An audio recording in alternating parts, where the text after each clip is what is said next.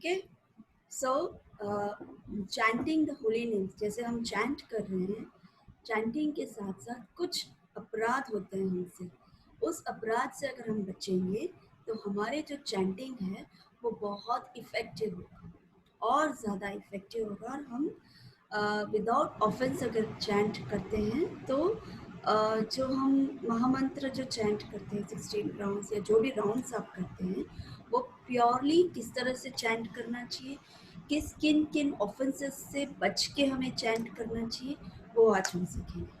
और ये 10 ऑफेंसेस हमको मेमोराइज करना है, बिकॉज जब हम दीक्षा लेते हैं या कभी भी हम मंदिर जाते हैं, मंगला आरती में जाते हैं, तो आप लोगों ने सुना होगा, जो लोग भी भक्तों ने जो मंगला आरती के लिए गए हैं उस टाइम पे हमने सुना होगा कि वहाँ पर प्रेयर जब आरती हो जाती है, तुलसी आरती हो जाती है, आई मीन नरसिंह आरती, तुलसी आरती हो जाती है, फिर उसके बाद हम लोग 10 ऑफेंसेस वहाँ पर सभी डिवोटीज एक साथ मिलके रिसाइट करते हैं।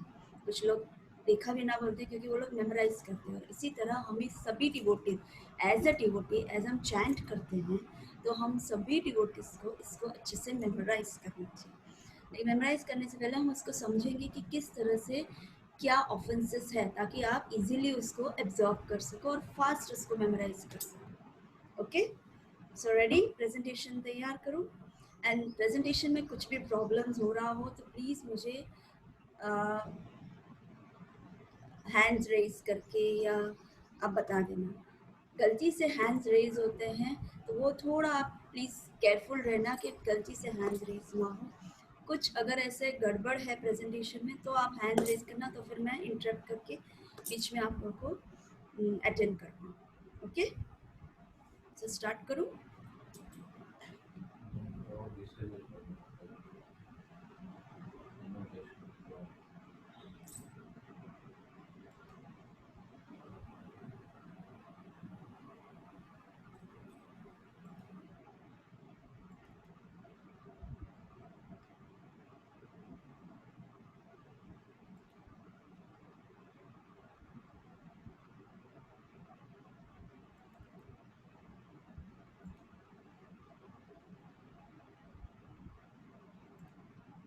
Okay, so 10 offenses against the holy name।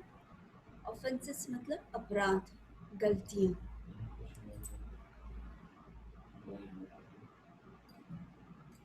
Against the holy name, अपराध जो हम हमेशा से करते हैं जनरली। या हम चेक करते हैं क्या क्या ऑफेंसेस है। ये है सनातन गोस्वामी, श्रील सनातन गोस्वामी हरि भक्ति विलास में क्या कहते हैं। सबसे पहले हम सनातन गोस्वामी से शुरू करते हैं कि वो कुछ हरि भक्ति विलास में कहते हैं। सो क्या कहते हैं। ये एक साधु है। हु इज अ वैष्णव। अवैष्णव का मतलब, वैष्णव का मतलब डिवोटीज, अवैष्णव का मतलब नॉन डिवोटीज, वैष्णव का मतलब भक्त, अवैष्णव का मतलब अभक्त, जो भक्त नहीं है लेकिन ढोंगी है, भक्त जैसा वो है लेकिन भक्त नहीं है, उसको अभक्त कहते हैं। राइट। सो यहाँ क्या लिखा है, one who is attached to material pleasures and who is not a devotee of Krishna is a Vaishnava। Simple sentence. अवैष्णव कौन होता है, जो साधु की तरह वो दिखता है, पोशाक एक भक्त की तरह है, किंतु उसको अटैचमेंट भौतिक चीज़ों से, जैसे पैसा, प्लेजर, कंफर्ट चाहिए, प्लेजर चाहिए, पैसा चाहिए। ये साधु को देख रहे हैं, ये साधु जैसा है लेकिन उसने उसको सोने का आकर्षित है, एकदम जैसे एक भक्त का लक्षण नहीं है इसमें। सो ये होता है अवैष्णव। और अवैष्णव कौन है, जो material pleasures, who is attached to material pleasures and who is not a devotee of Krishna, जो कृष्ण का भक्त नहीं है, वो अवैष्णव। If someone takes mantra from the अवैष्णव, he goes to hell। कुछ लोग अभक्त से मंत्र ले लेते हैं उनको पता नहीं चलता है, या फिर जानबूझ के अट्रैक्ट होते हैं कि हाँ ये भक्त तो ऐसा है, ये साधु तो ऐसा है कि हम चैंटिंग भी कर सकते हैं और मटेरियल प्लेजर्स भी ले सकते हैं। ऐसे भक्त है तो ऐसा तो हमें अच्छा लगता है, हमें पूरी तरह भक्त कहाँ बनना है, तो हम तो ऐसे वैष्णव से ही मंत्र लेंगे। तो ऐसे जो लोग होते हैं जो दोनों में पैर रखते हैं, उनको मटेरियल प्लेजर भी चाहिए, भक्ति भी चाहिए, ऐसा पॉसिबल नहीं है। और ऐसे अभक्त से जो मंत्र लेते हैं, दीक्षा लेते हैं, वो हेल में जाते हैं। हेल मतलब नर्क। नर्क इतना भयानक होता है, इतना भयानक होता है कि हमें हर तरह से, हर सिन से हमें बहुत पनिशमेंट मिलती है। तो इस तरह से आग के पानी होता है, आग के पानी में गिरते हैं, इस तरह से डिफरेंट टाइप्स ऑफ पनिशमेंट्स होते हैं, प्रकार होते हैं। So this is what it is कि जो अवैष्णव से जब दीक्षा लेते हैं वो इस तरह से हेल में जाते हैं, and we don't want to go in the hell. Therefore, according to sadhu, according to shastra and guru principles, one should accept mantra from a bona fide Vaishnava guru.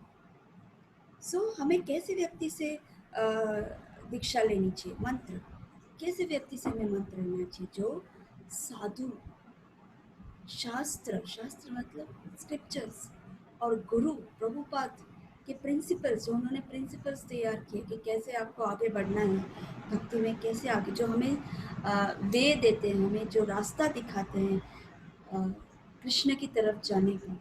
He is called a bona fide Vaishnav.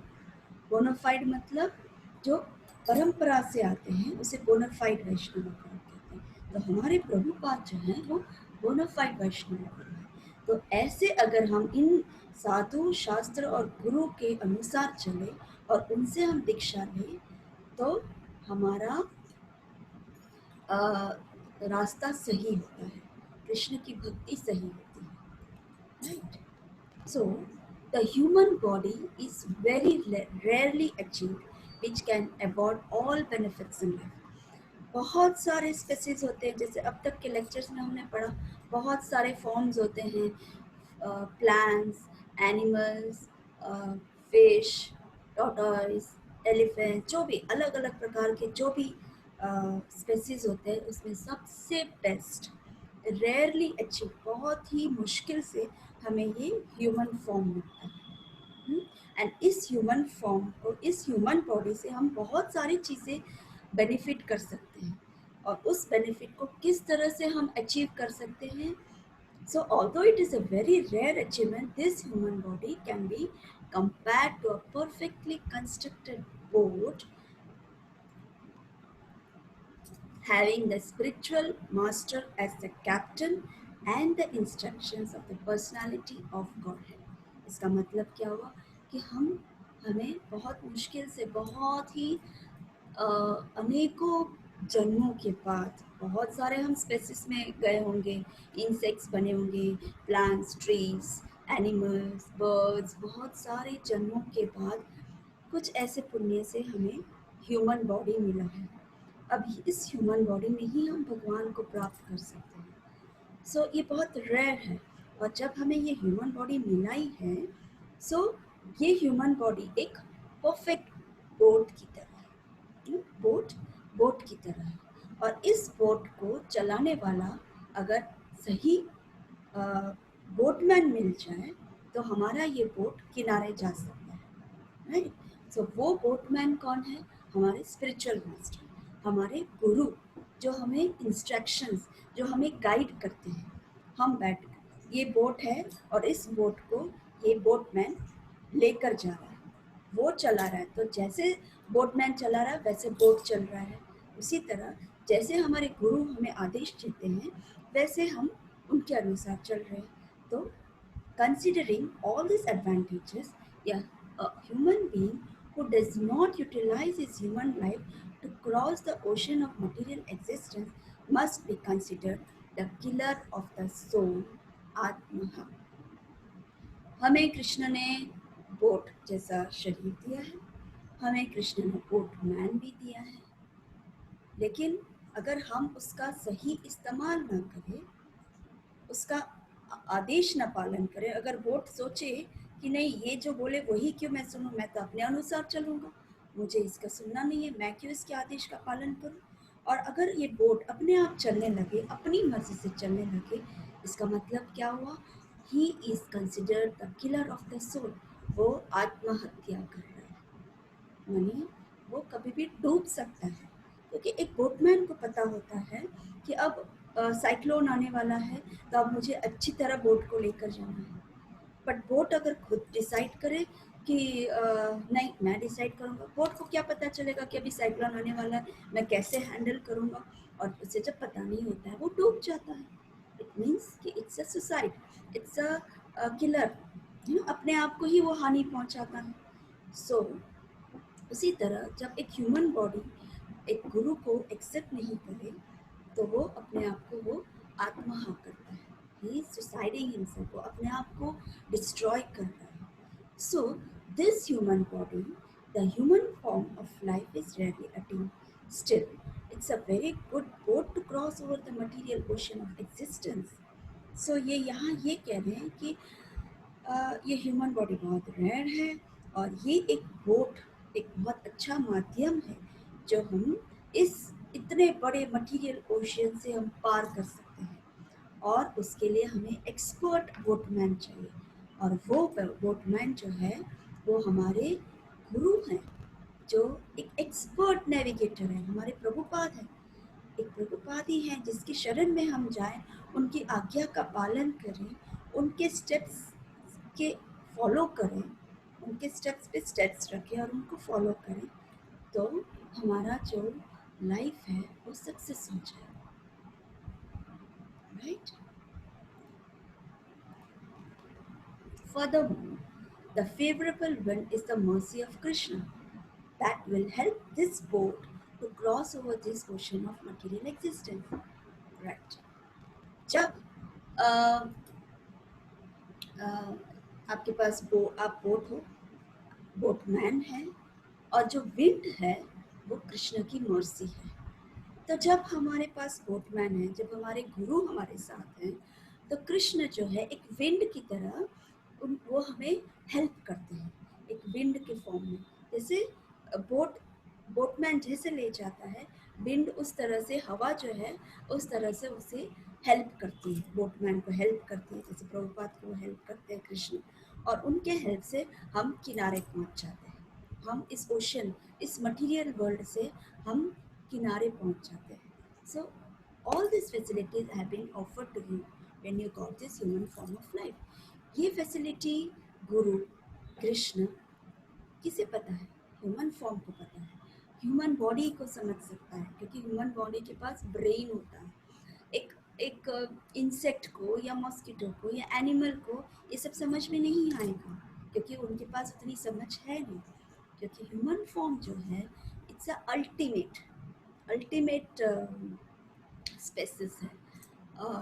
And ये हमारा जो ये जन्म है human body को, अगर इसको अच्छे से हम उसको उपयोग करें, अच्छे से यूज़ करें गुरु के आदेश से, कृष्ण की मर्सी से, तो हम इस मटीरियल वर्ल्ड से बाहर निकल सकते हैं। और जो इसको एक्सेप्ट नहीं करता, जो इसको फॉलो नहीं करता है, वो इसी ओशन में, इसी मटीरियल वर्ल्ड में वो चूर चूर के, मर मर के, जिंदा होके जन्म ले, बर्थ लेगा, जन्म लेगा, डिजीज होगा, ओल्ड एज होगा, उन सब चक्रव्यूह में, दुख सुख, उन सब चक्रव्यूह में फंसा रहेगा। हमको इससे बाहर निकलना है तो हमें एक गुरु की आवश्यकता है। So one should accept a bona fide spiritual master, Sadguru, and accept mantra diksha from a Sadguru. So हमारा जो गुरु है, हमारे जो गुरु है वो शिला प्रभुपाद है, वो हमारे प्रभुपाद हैं, हम उनको एक्सेप्ट कर चुके हैं, इसलिए हमने उनसे मंत्र दीक्षा ली है। एंड दैट मंत्र दीक्षा जो है वो हमारे प्रभुपाद ने दिया है। When the Guru gives mantra diksha, he speaks about नाम अपराध। ओके, यहाँ तक इससे पहले हम ये बोलना चाहते हैं कि अब प्रभुपाद जो हैं वो हमें सब गाइडलाइंस तो दे चुके हैं, लेकिन उनके जो डिसाइपल्स हैं वो अब हमारे गुरु हैं, राइट? सो क्योंकि हमें हर स्टेप पे गुरु चाहिए।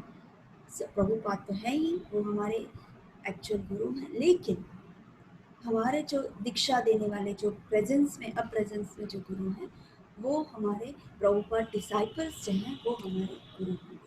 सो वो हमें नाम अपराध के बारे में बताते हैं कि नाम अपराध नहीं होना चाहिए। तो वो ऑफेंसेस क्या है? The offenses committed against chanting the holy names, and one should know what these नाम अपराध are. So वो आज हम जानने की कोशिश करेंगे। फर्स्ट, उससे पहले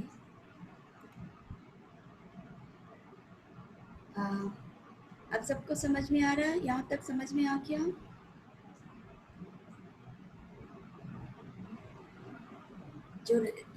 जो प्रॉब्लम्स हैं तो रेज हैंड करो, नहीं तो फिर आगे बढ़ो। सब समझ में आ गया? पायल,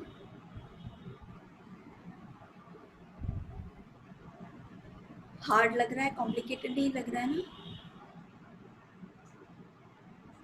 सरलता से समझ में आ गया ना?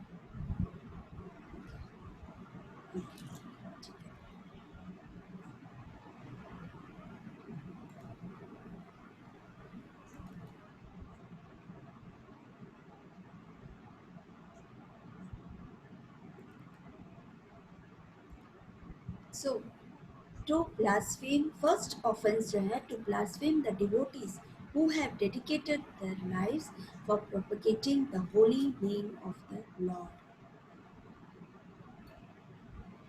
मतलब blaspheming साधु मतलब साधु निंदा।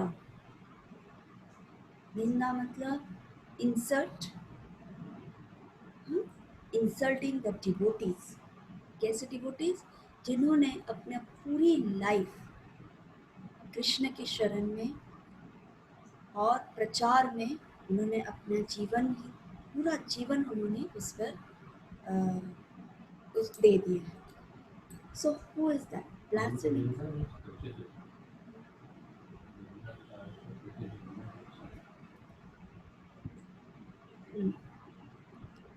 साधु निंदा मतलब क्रिटिसाइजिंग। क्रिटिसाइजिंग मतलब उनको ऑफ कोर्स क्रिटिसाइजिंग मतलब हिंदी में क्या बोलेंगे? नहीं, but other word, simple word को क्या?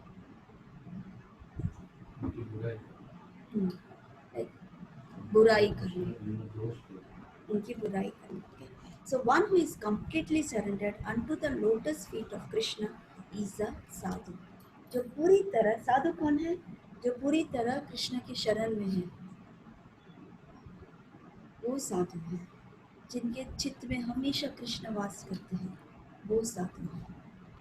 One who is dedicated his life to preach the message of भगवान Krishna throughout the world is a वैष्णव। जैसे मैंने अभी आपको बताया, पूरी तरह अपने आप को प्रीचिंग में और भगवान के चिंतन में जो लगा रहते हैं, भगवान कृष्ण के चिंतन में, और पूरी वर्ल्ड में प्रचार करते हैं, हर तरह से सिर्फ कृष्ण प्रचार करते हैं, वो वैष्णव होते हैं।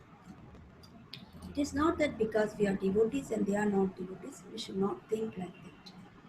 Oh, sorry, इसको भी निकालो। Anyone who is preaching the glories of God is a devotee. He should not be blasphemed.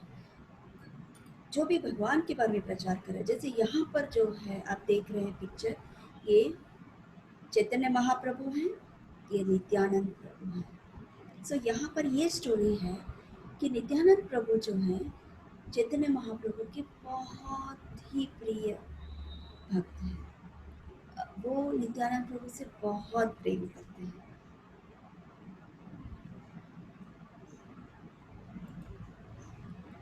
कुछ बोलना है राज?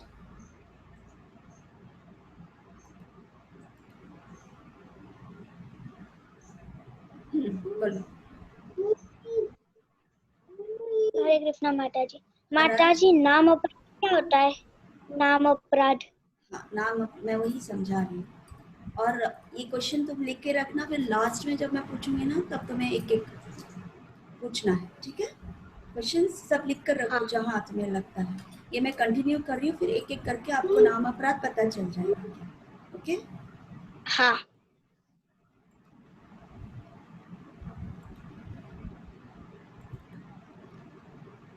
सो सो चैतन्य महाप्रभु के जो बहुत प्रिय हैं वो है नित्यानंद प्रभु।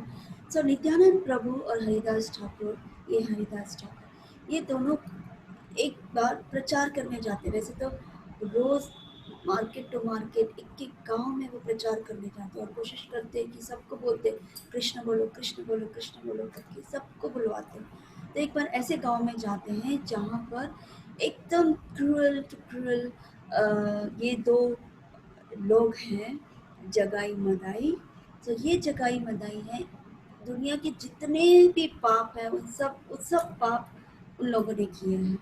सो सब मदिरा, लूट मार, लोगों को परेशान करना, सब कुछ, लोग उनसे डरते थे। इतना ज़्यादा पाप किया इन लोगों ने, किसी को भी छोड़ते नहीं थे।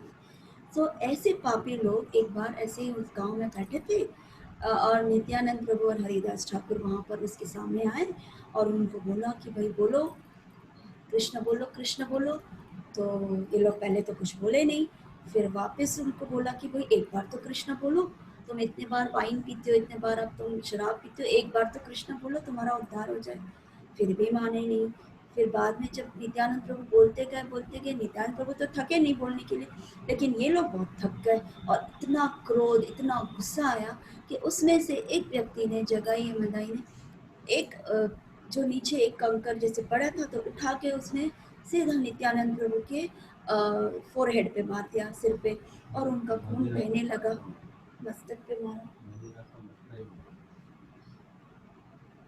और हाँ, वहाँ पर जो मटके के पीस पड़ा था तो वो मटके के पीस उठा के जोर से उन्होंने नित्यानंद प्रभु के मस्तक पे मार दिया और जैसे ही मारा तो एकदम खून खून बहने लगा। फिर भी नित्यानंद प्रभु हारे नहीं थे। लेकिन ये बात चैतन्य महाप्रभु को किसी ने न्यूज़ सुना दिया, किस तरह से दो पापी व्यक्ति हैं, उन्होंने नित्यानंद प्रभु को हर्ट किया, पूरा खून खून बह रहा है और वो ही इज इंजर्ड, लाइक ये वो घाव घाव हो गया उनको। तो चैतन्य महाप्रभु को बहुत गुस्सा आया कि उन्होंने वैष्णव अपराध किया, ऐसे कैसे कर सकते हो, और जो भी है सिंस उन्हें माफ़ किया जा सकता है, लेकिन वैष्णव अपराध मैं कभी माफ़ नहीं करूँगा करके इमीडिएटली चैतन्य महाप्रभु जो है वो वहाँ पर उपस्थित, जहाँ पर नित्यानंद प्रभु थे वहाँ पर आ गए और चक्र धारण करते उसको मारने के लिए।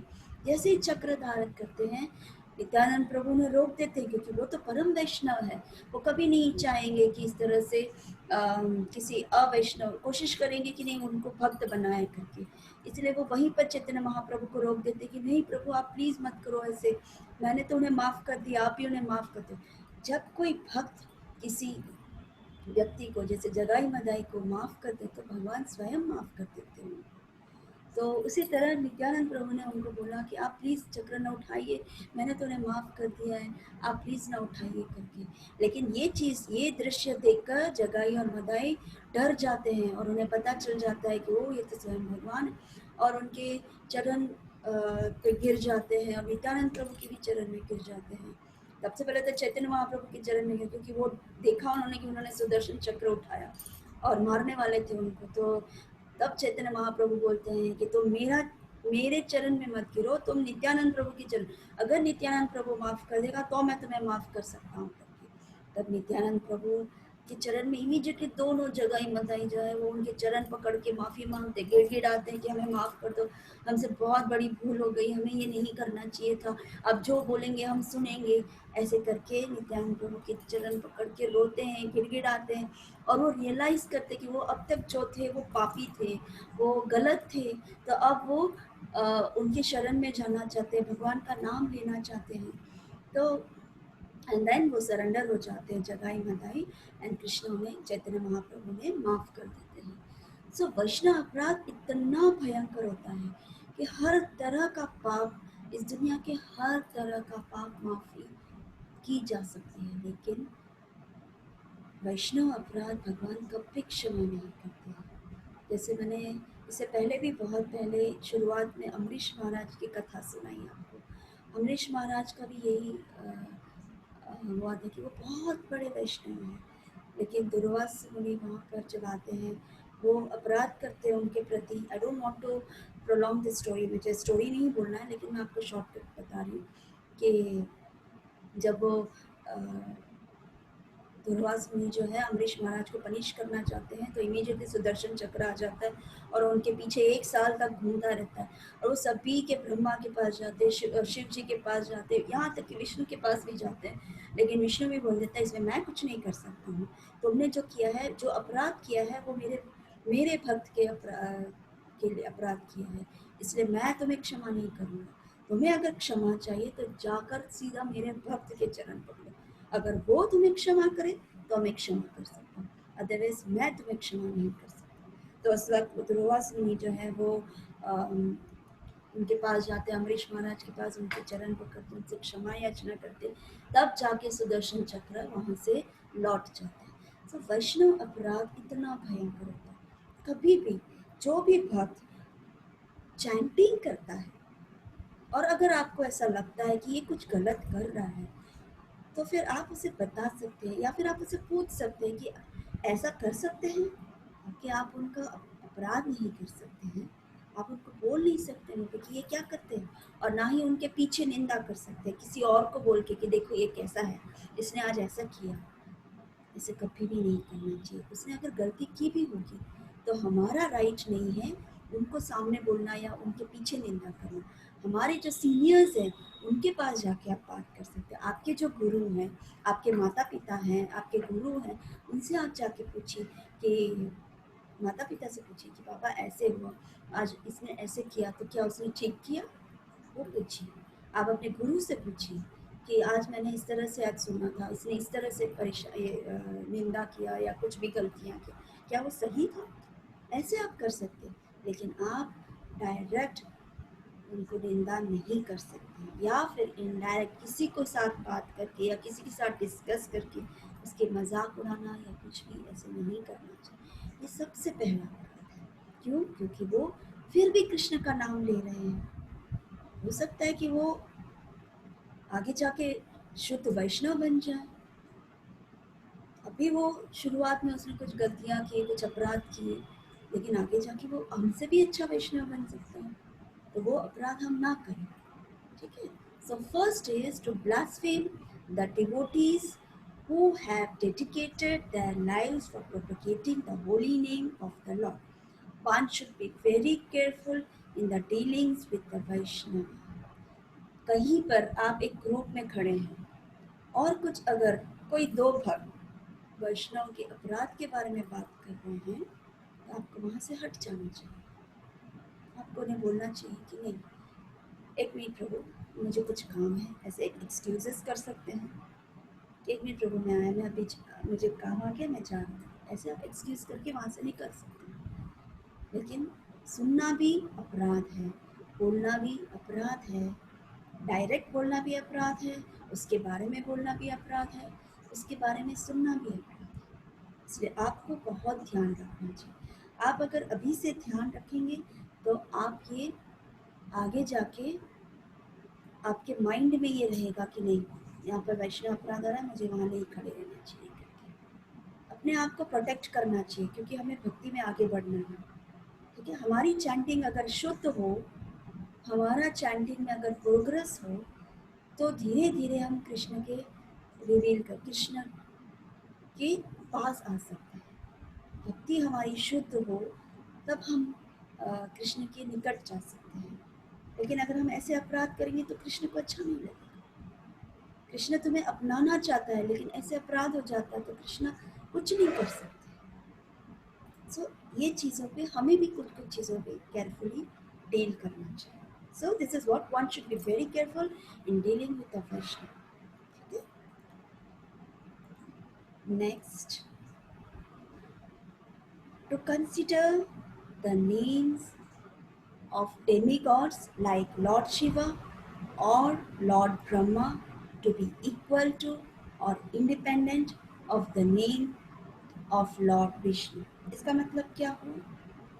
Demigods मतलब देवी देव, like Lord Shiva, भगवान शिव, ब्रह्मा जी, वो इंडिपेंडेंट है, इंडिपेंडेंट मतलब स्वतंत्र है, या वो लॉर्ड विष्णु कृष्ण के इक्वल है, तो वो अगर हम कैसे सोचेंगे तो वो अपराध है। To consider the names of demigods like Lord Shiva or Lord Brahma to be equal to or independent of the name of Lord Vishnu is an offense. Krishna के समान है, कृष्ण से स्वतंत्र हैं, वो अपना खुद कुछ भी डिसीजन ले सकता है, वो अपने वो जो मटेरियल वर्ल्ड चलाते हैं या जो भी वो अपना ये चलाते हैं, वो स्वतंत्र से कुछ भी डिसीजंस ले सकते हैं। ऐसा नहीं है, ऐसा सोचना अपराध है, इज एन ऑफेंस। कैसे हम आगे समझेंगे। Like to think that the other demigods are Bhagwan, जैसे देवी देवता, गणेश जी, ये देवता लोग जो हैं वो सब भगवान हैं, ऐसे नहीं मानना चाहिए। भगवान to think that the names of Krishna, his form, names of Krishna मतलब कृष्ण के अलग अलग प्रकार नाम है, अलग अलग नाम है कृष्ण के, आप सबको पता है कृष्ण लीला में अलग अलग लीलाओं के हिसाब से उनके नाम होते हैं, उनके फॉर्म, वो जैसे जैसे फॉर्म लेते हैं उस हिसाब से उनके अलग अलग फॉर्म्स होते हैं, उनकी अलग अलग क्वालिटीज़ होती है, उनके अलग अलग पास टाइम्स होते हैं, वो कृष्ण से अलग हैं, ऐसे नहीं सोचना चाहिए। If someone thinks the name of the Lord Shiva or the name of Lord Brahma is also equal with the name of the Lord Vishnu or Krishna, अगर कोई ये समझे कि शिव जी भी एक है कृष्ण से, ब्रह्मा जी भी एक है कृष्ण से, और हम जो हरे कृष्ण महामंत्र चैंट करते हैं और बोले कि चलो चलो हरे कृष्ण महामंत्र चैंट कर लिया, अब शिव जी का भी नाम ले लेते हैं, थोड़ा ब्रह्मा जी का भी नाम लेते हैं और वो देवी का भी नाम ले लेते हैं, क्या अपराध है? ऐसे करने से अपराध है, क्योंकि लॉर्ड शिवा, लॉर्ड ब्रह्मा, देवी देवता वो सब कृष्ण के बराबर नहीं है। ये कौन जान सकता है? सिर्फ एक भक्त समझता है, एक वैष्णव समझ सकता है कि भगवान सर्वश्रेष्ठ हैं, देवी देवताएं उनके सर्वेंट्स हैं। इन शास्त्र, और ये कोई भी अपने आप नहीं बोलता है, प्रभुपाद भी नहीं कभी भी अपने आप नहीं बोला, हमारे गुरु महाराज कभी अपने आप नहीं बोलते, हमारे गुरु महाराज ने प्रभुपाद को फॉलो किया, प्रभुपाद ने उनके गुरु को फॉलो किया, उनके गुरु ने उनके गुरु को फॉलो किया, ऐसे फॉलो करते करते ही हमारे परंपरा से ये आ रहा है। और शास्त्र को जो फॉलो करता है, तो शास्त्र क्या कहता है? It is said that Lord Vishnu और कृष्ण इज परमेश्वर, ये परमेश्वर है। Other demigods even Lord Shiva and Brahma are all his servants. आप देख रहे हैं शिव जी जो हमेशा कृष्ण की चिंतन करते रहते हैं, वो जब भी मेडिटेशन करते हैं चिंतन करते हैं, कृष्ण की चिंतन करते रहते हैं, वो उनके आराध्य हैं। वो जब भी वो बोलते हैं वो हमेशा यही बोलते हैं, कृष्ण मेरे आराध्य हैं, राम मेरे आराध्य हैं, विष्णु मेरे आराध्य हैं। ब्रह्मा जी विष्णु के कृष्ण के शरण में रहते हैं, ब्रह्मा जी तो ब्रह्म संहिता लिख चुके हैं। So other demigods even Lord Shiv and Brahma are all he servants, Krishna के सर्वेंट्स हैं, ये दास हैं। इफ लॉर्ड कृष्ण और Vishnu is worshipped, automatically all the demigods are worshipped. कुछ लोग समझते हैं ना कि शिव जी को प्रार्थना कर, शिव जी को प्रणाम करते हैं, बस शिव जी के उपवास लेते हैं, शिव जी का फास्टिंग करते हैं, शिव जी को मानते हैं, ब्रह्मा जी को मानते हैं, देवी देवताओं को मानते हैं, बहुत हो गया। कृष्ण को भी मान लेंगे, शिवरात्रि भी करते हैं, देवियों का भी नवरात्रि भी करते हैं और जन्माष्टमी भी करते हैं, लेकिन वो कृष्ण को इक्वली मानते हैं, वो नहीं समझते हैं। लेकिन जो कृष्ण अकेले को वर्शिप करे, ऑटोमेटिकली डेमीगॉड्स वर्शिप्ड होते हैं, क्योंकि जब आप कृष्ण को वर्शिप करते हैं, ब्रह्मा जी, शिव जी, देवी देवता ऑटोमेटिकली प्रसन्न होते हैं। कैसे? क्योंकि वो समझते हैं कि ओह ये मेरे आराध्य कृष्ण को बचता है, ये उनके डिवोटी हैं, तो ये जो हैं ब्रह्मा जी और शिव जी वो भी प्रसन्न होकर उनको ऑटोमेटिकली आशीर्वाद दे देते हैं। ये जैसे फॉर एग्जाम्पल एक देवी है, जैसे दुर्गा मैया है, काली माता है। एक आदमी मटेरियल डिज़ायर्स के लिए वो उनका उपवास लेता है, एंड देन उसको जो चाहिए वो देवी दे देती है, दुर्गा मैया या काली मैया दे देती है। लेकिन वो देती है तो उसके साथ एक और पैकेज आता है। क्या पैकेज? उसके साथ जो दुख आता है, जो सुख होता है, वो भी आपको एक्सेप्ट करना पड़ेगा। जैसे आपने फॉर एग्जाम्पल एक घर लिया, एक घर मांगा भगवान जी के, बोला मुझे एक अच्छा सा बड़ा सा घर चाहिए। आपको देवी मैया ने एक घर दे दिया या शिव जी ने एक घर दे दिया। अब घर तो दे दिया, आप बहुत खुश हैं, कुछ दिन खुश हैं। उसके बाद धीरे धीरे उसके प्रॉब्लम्स आने लगते हैं। उसके प्रॉब्लम्स क्या आते हैं?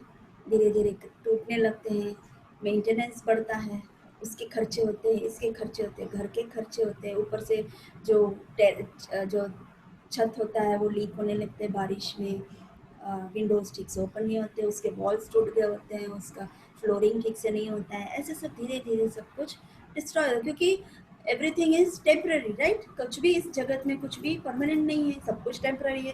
तो टूटना तो है ही, गिरना तो है ही। तो इसके साथ साथ जब आप मांगते हैं ये सब, तो उसके साथ साथ बहुत कुछ आते हैं। तो वो रिस्पॉन्सिबिलिटी देवी मैया नहीं लेगी।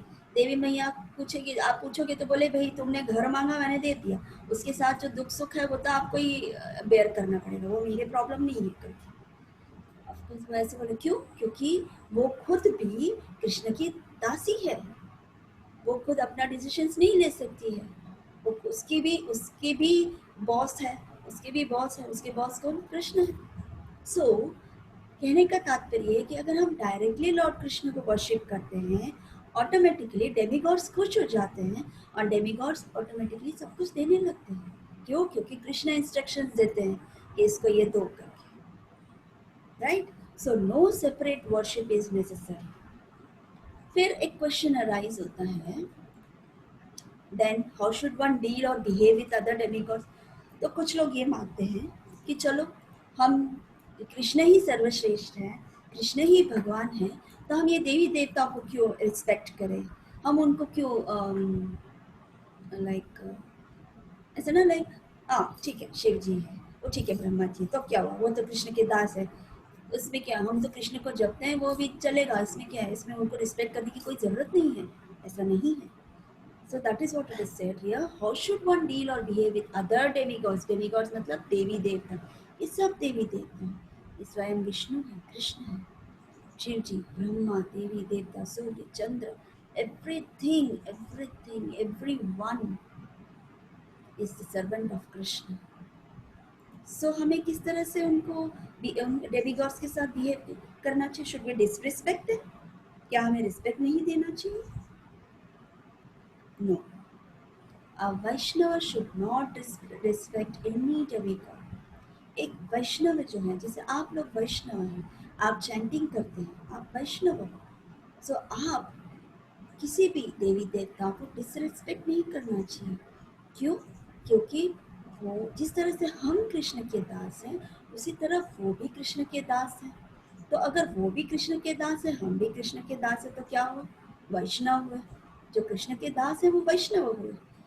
वो जो हम कृष्ण के ऑर्डर्स को कैरी करते हैं, हम कृष्ण जो भी बोलते हैं, कृष्ण के स्टेप्स को फॉलो करते हैं, उसी तरह देवी देवता भी कृष्ण के स्टेप्स को फॉलो करते हैं। कृष्ण जो भी आदेश देते हैं उसको फॉलो करते हैं, कृष्ण जो भी हमें इंस्ट्रक्शन देते हैं उसको फॉलो करते हैं। तो हम अगर फॉलो करते हैं, देवी देवता भी फॉलो करते हैं। तो अगर हम वैष्णव हैं तो वो भी वैष्णव है, वो हमसे उल्टा अधिक परम वैष्णव है। सो वो भी वैष्णव, हम भी वैष्णव, तो हमें तो उन्हें रिस्पेक्ट करना ही चाहिए। So a Vaishnava devotee should not respect any demigod, rather pay respects. पे respects मतलब जैसे जैसे आप जा रहे हैं कहीं पर, एक मंदिर आ रहा है, शिव जी का मंदिर आ रहा है, आपको शिव जी का आप दर्शन भी कर सकते हैं, आप जाते हैं, शिव जी को प्रणाम करते हैं, बट आप उनको रिस्पेक्ट करते हैं। आप उनको क्यों? क्योंकि वो एक वैष्णव है, हमें उनसे प्रार्थना करना चाहिए, हमें उनका आशीर्वाद लेना चाहिए। जैसे हमारे गुरु हैं, वो वैष्णव हैं, हम गुरु से आशीर्वाद लेते हैं, हम गुरु से रोज प्रार्थना करते हैं कि हमें एक अच्छा वैष्णव बनना है, आप ही की कृपा से हम एक अच्छा वैष्णव बन सकते हैं। उसी तरह शिव जी के मंदिर हम जाते हैं या देवी देवता के मंदिर में अगर हम जाते हैं तो हमें उन्हें प्रणाम करना चाहिए। हमें उनसे क्या मांगना चाहिए? हमें उनसे शुद्ध भक्ति मांगनी चाहिए कि आप परम वैष्णव हैं, आप बहुत भगवान के निकट हैं, आप शुद्ध भक्त हैं, आपके जैसे शुद्ध भक्ति हमें भी मिले, ऐसे आप हमें आशीर्वाद दीजिए। तो शिव जी या देवी देवता हैं जो ब्रह्मा जी, वो खुश हो जाते हैं, ये तो भक्ति मांग रहे हैं तो हमें देना चाहिए उनको, तो वो ब्लेस करते हैं हमें। तो हमें जब भी देवी देवताओं के पास मंदिर में जाना पड़े तो जा सकते हैं, इसमें कोई गलत नहीं है। लेकिन अगर आप जाते हो तो उन्हें प्रणाम करके उनसे एक ही चीज़ मांगना चाहिए कि हमें कृष्ण के शुद्ध भक्त बनना है, हमें कृष्ण के पास जाना है, तो हम एक अच्छे भक्त बन के ही जा सकते हैं। तो उस तरह से हमें भिक्षा मांगनी चाहिए उनसे, right. Next, third, to disobey the orders of the spiritual master. Spiritual master मतलब गुरु, गुरु के आदेश को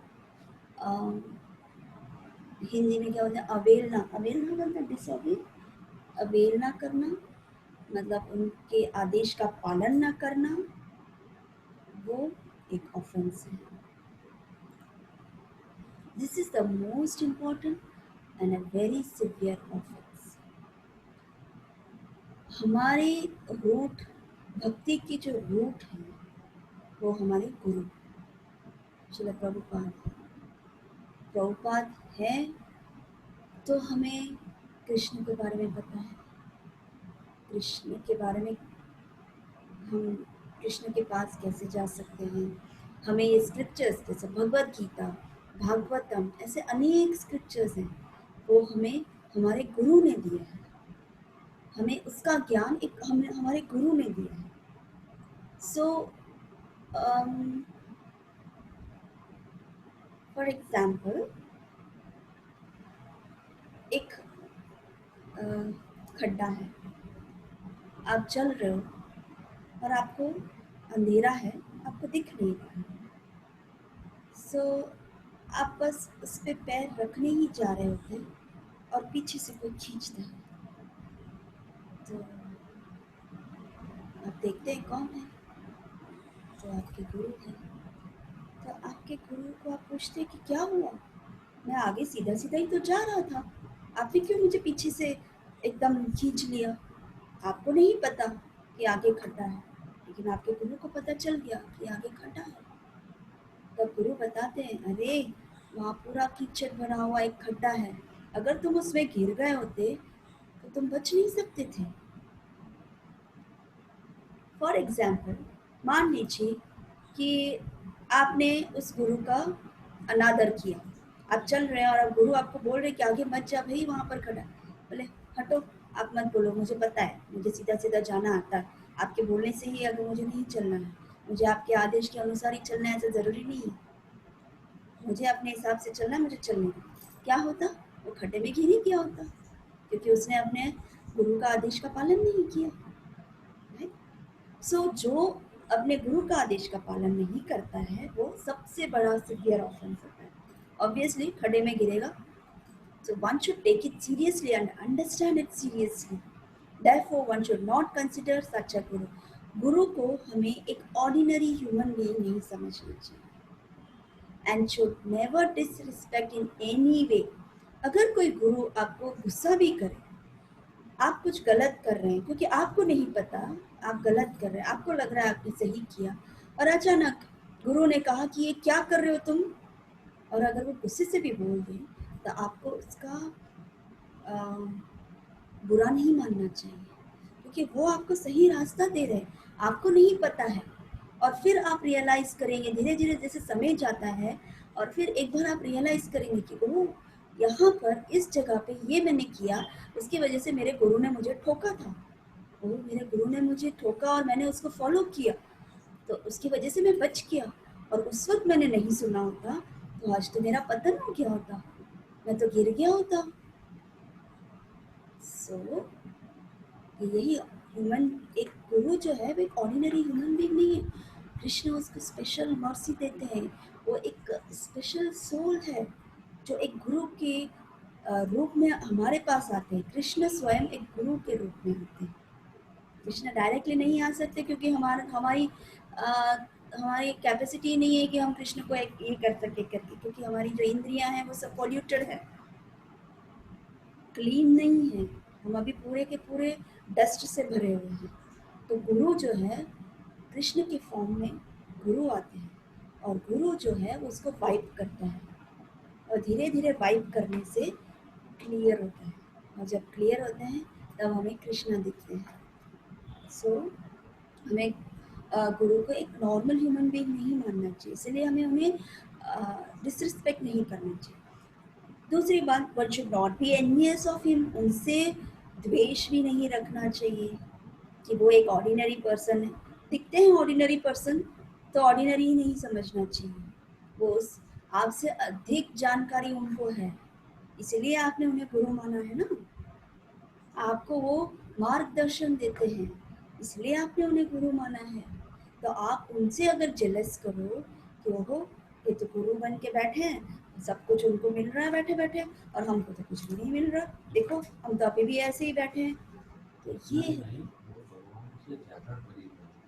वो आगे आएगा। सो उस तरह से हमें नहीं समझना चाहिए।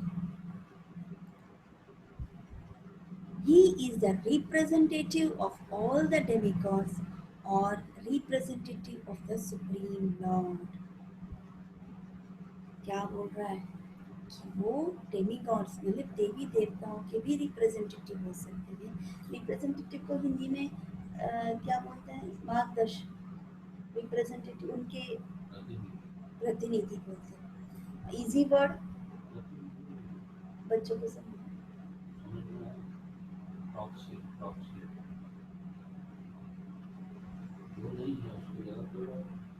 हाँ, वही मैंने जैसे आपको समझाया कि कृष्ण के फॉर्म में कृष्ण ने एक व्यक्ति को भेजा, तो उनको सब पावर्स देके, उनको एनर्जीज देकर, उनको सब स्पिरिचुअल एनर्जीज भगवान स्पेशल मर्सी देकर जो भेजते हैं, वो है गुरु। सो ही इज, इसीलिए वो भगवान सुप्रीम लॉर्ड के रिप्रेजेंटेटिव भी होते हैं, डेमी गॉड्स के भी रिप्रेजेंटेटिव होते हैं। It can be anything, representative of demigods और representative of the supreme Lord.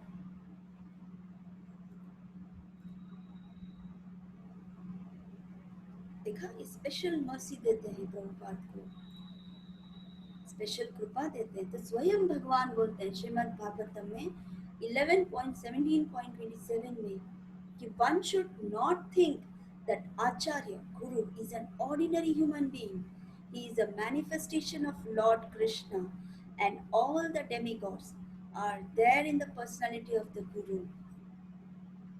स्वयं भगवान बोलते हैं कि ये जो गुरु है वो स्पेशल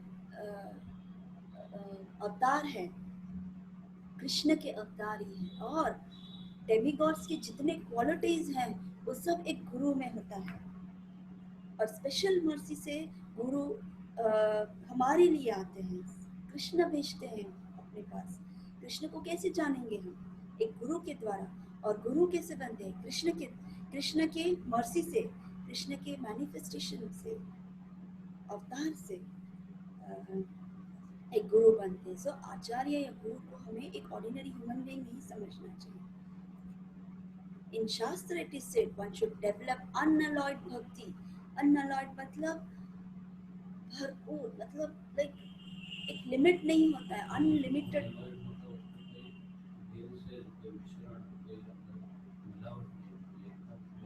हाँ, वन शुड डेवलप अनअलॉयड भक्ति मतलब विदाउट प्योर भक्ति, एकदम प्योरिटी होनी चाहिए, इसमें कोई इम्प्योरिटीज नहीं होनी चाहिए। सो हमें हम डेवलप करना चाहते हैं ना, तो हम अभी डेवलपिंग स्टेज में हैं। तो प्योर भक्ति, डिवोशन टुवर्ड्स कृष्ण, कृष्ण के प्रति प्योर भक्ति हमें डेवलप करनी चाहिए, and similar unalloyed devotion towards गुरु। जितनी प्योर डिवोशन, जितनी प्योर श्रद्धा हमें कृष्ण में होनी चाहिए, उतनी श्रद्धा हमें गुरु में होनी चाहिए।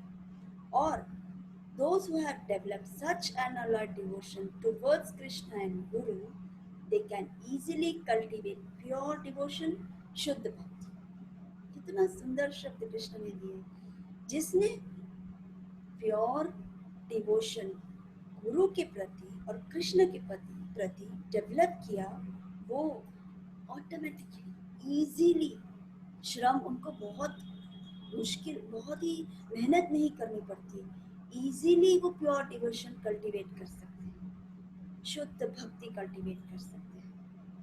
Very easily they will go back home, back to God है। और जो व्यक्ति गुरु के प्रति और कृष्ण के प्रति शुद्ध, एकदम दृढ़ प्रेम हो, दृढ़ भक्ति, दृढ़ प्योर डिवोशन हो, वो ऑटोमेटिकली कृष्ण के पास, कृष्ण के धाम में वो इजीली जा सकता है। ठीक है, कोई कंफ्यूजन? सबको इजीली समझ में आ रहा है?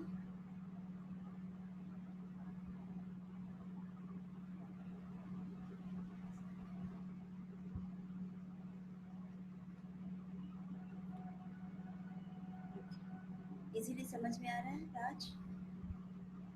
ठीक है, जिनको भी कोई क्वेश्चंस हो, जब जो टॉपिक मैं बता रही हूँ उसमें आप क्वेश्चंस लिख लेना, तो आपको उस समय पे मैं समझा सकती हूँ।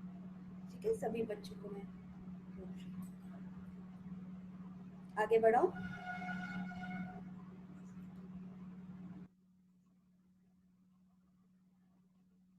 Next, but one should be very careful to accept Sadguru, bona fide Guru, a pure devotee of Krishna. चलो इतना तक तो हमने, कृष्ण ने इतना तक तो समझाया कि गुरु होना चाहिए। जितना गुरु एक साधारण व्यक्ति नहीं है, मैं उसको स्पेशल, मेरे से वो मैनिफेस्ट होता है, एंड उसको मैं स्पेशल मर्सी देता हूँ, एवरीथिंग। वो हमने अब तक समझा कि जो प्योर डिवोशन गुरु के प्रति और कृष्ण के प्रति रखता है, वो भगवान के धाम पहुँच सकता है। इतना तक हमने पढ़ा। बट कैसे गुरु, हमें कैसे पता चलेगा? One should be very careful एक गुरु को एक्सेप्ट करने, एक बोनाफाइड गुरु जो एक परंपरा से आता है, उस गुरु को, एक प्योर डिवोटी ऑफ कृष्ण जो है, उनको एक्सेप्ट करना है। तो बहुत केयरफुल होना चाहिए, उन्हीं को एक्सेप्ट करना चाहिए जो कृष्ण की प्योर डिवोटी हो। तो ये एक कंफ्यूजन रहता है कि मैं किसको गुरु एक्सेप्ट करूँ, इसको कौन गुरु, इनको एक्सेप्ट करूँ या इनको, हमें नहीं पता, हमें तो ज्ञान ही नहीं है गुरु का। सो यहाँ क्लियरली लिखा है कि आप कोई व्यक्ति को जब आप देखोगे तो आपको समझ में आ जाएगा कि वो ये कृष्ण के बारे में ही बोल रहे हैं, ये कृष्ण के बारे में ही हमें समझा रहे हैं। सो ये है एक्चुअल गुरु, ये ठग रहा है, इसके वाणी से ही पता चल जाएगा कि वो ये तो कैसी बातें कर रहा है करके। So it is said, accept a pure devotee of Krishna as guru, जो सिर्फ कृष्ण के बारे में बोलते हैं, जो कृष्ण के प्रचार करते हैं, कृष्ण के क्वालिटीज के बारे में, कृष्ण के फॉर्म के बारे में। आपको इससे क्या लाभ होगा कृष्ण की भक्ति करके, जो ऐसा मार्गदर्शन देता है, उन्हीं को अपने गुरु एक्सेप्ट करना चाहिए। Before accepting Guru, one should be very careful.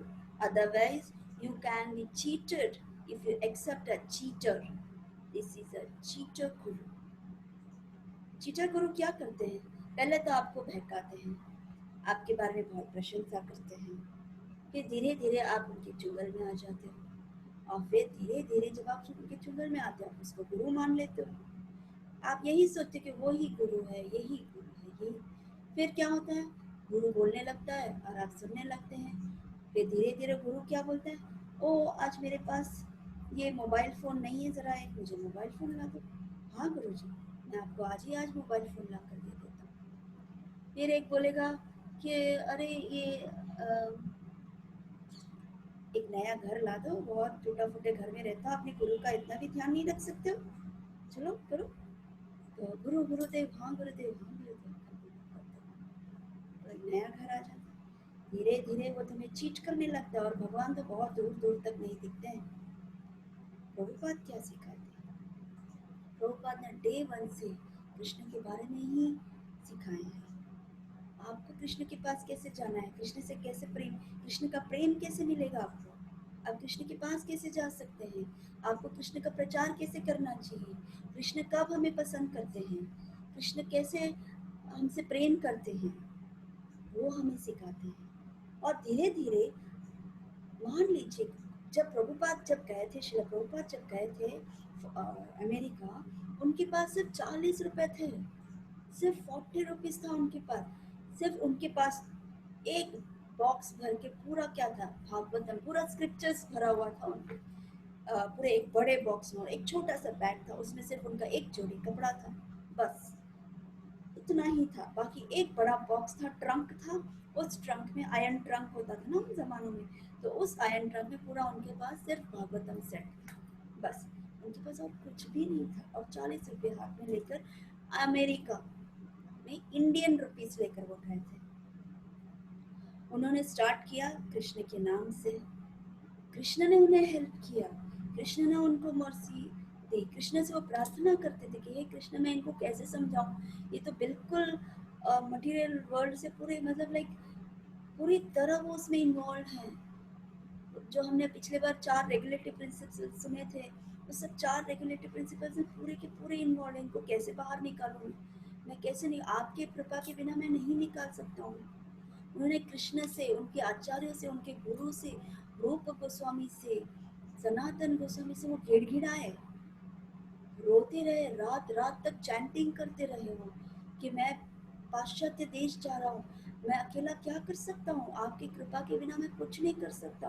उन्होंने अपने गुरु के गिड़गिड़ाए, भक्ति सिद्धांत महाराज से गिड़गिड़ाए कि आपकी कृपा के बिना मैं कुछ नहीं कर सकता हूँ, और आपका आदेश है कि मुझे पाश्चात्य देश जाना है, क्योंकि उनके गुरु ने उनको आदेश दिया था कि आप फॉरेन कंट्रीज, पाश्चात्य देश मतलब फॉरेन कंट्री, कि आपको जाना है और प्रचार करना है, ये तुम्हारे लिए आदेश है, ये मेरा आदेश है करके। तो उस आदेश को फुलफिल करने के लिए Prabhupada at the age of 65 गए थे Prabhupada at the age of 60, at the age of 69, मतलब ओल्ड एज। उस समय पे, इस समय में तो लोग वृंदावन आके जप करते हैं, भजन करते हैं, लेकिन प्रभुपाद को उनके गुरु का आदेश को फॉलो करना था, ये करना था, फुलफिल करना था, इसके लिए वो अपना ट्रंक उठाया और उठा के वो पाश्चात्य देश गए। तो इतनी मेहनत की उन्होंने, इतनी मेहनत, पहले साल में तो उनको उनको समझ भी नहीं आया था कि इनको कैसे मैं इनको सुधारूं करके, लेकिन कृष्ण ने मैजिक किया। कृष्ण ने देखा कि ये सीरियसली कुछ कर रहे हैं, कृष्ण ने उनको सब कुछ मैजिक जैसा होने लगा, सब कुछ अपने आप लोग आने लगे, जैसे जैसे वो प्रचार कर रहे थे वैसे वैसे लोग बढ़ने लगे। धीरे धीरे प्रभुपाद के पास तो कुछ भी नहीं था, खाली हाथ के, उनको रहने का भी ढंग नहीं था, कृष्ण ने दिलाया। और धीरे धीरे उनका अलग सा, फिर उनके जो डिवोटीज बने, उनके जो डिसाइपल्स बने, उनके जो शिष्य बने, और धीरे धीरे कृष्ण गुरु को कंफर्ट देने लगे ऑटोमेटिकली। कभी भी प्रभुपाद ने उनसे पूछा नहीं था, जैसे ये चीटर गुरु पूछते हैं कि मुझे ये ला दो, मुझे वो कर दो, मुझे ये चाहिए, मुझे वो चाहिए। प्रभुपाद को सब कुछ अपने आप आया है। वो कब हो सकता है? जब कृष्ण की मर्जी हो।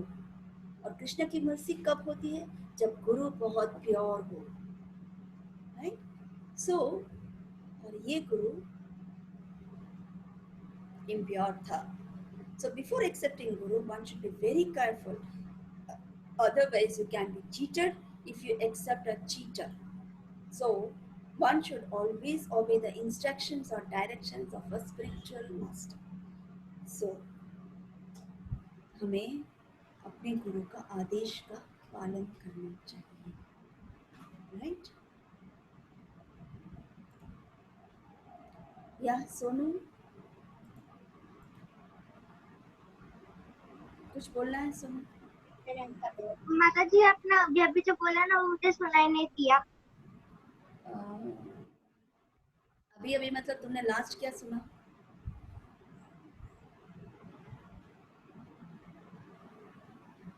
तुमने लास्ट क्या सुना सुनो?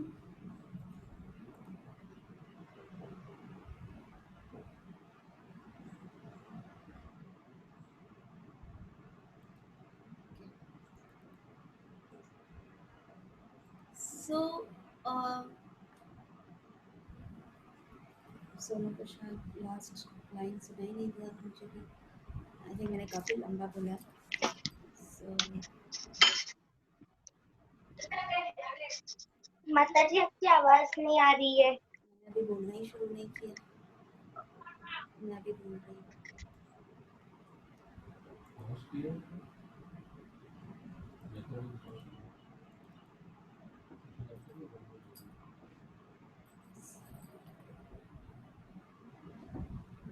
सो नेक्स्ट है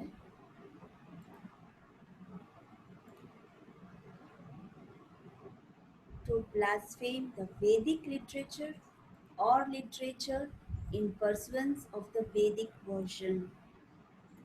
इसका मतलब वैदिक लिटरेचर मतलब स्क्रिप्चर्स जो कृष्ण ने स्वयं हमें दिया है। So it is said the conditioned soul has forgotten Krishna.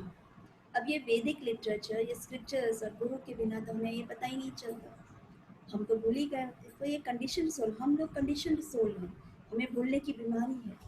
तो ये जो कंडीशन्ड सोल है वो ऑलरेडी, जो हम तो अभी कृष्ण कॉन्शियस में आ गए, हम जानते हैं गुरु क्या है, कृष्ण कौन है।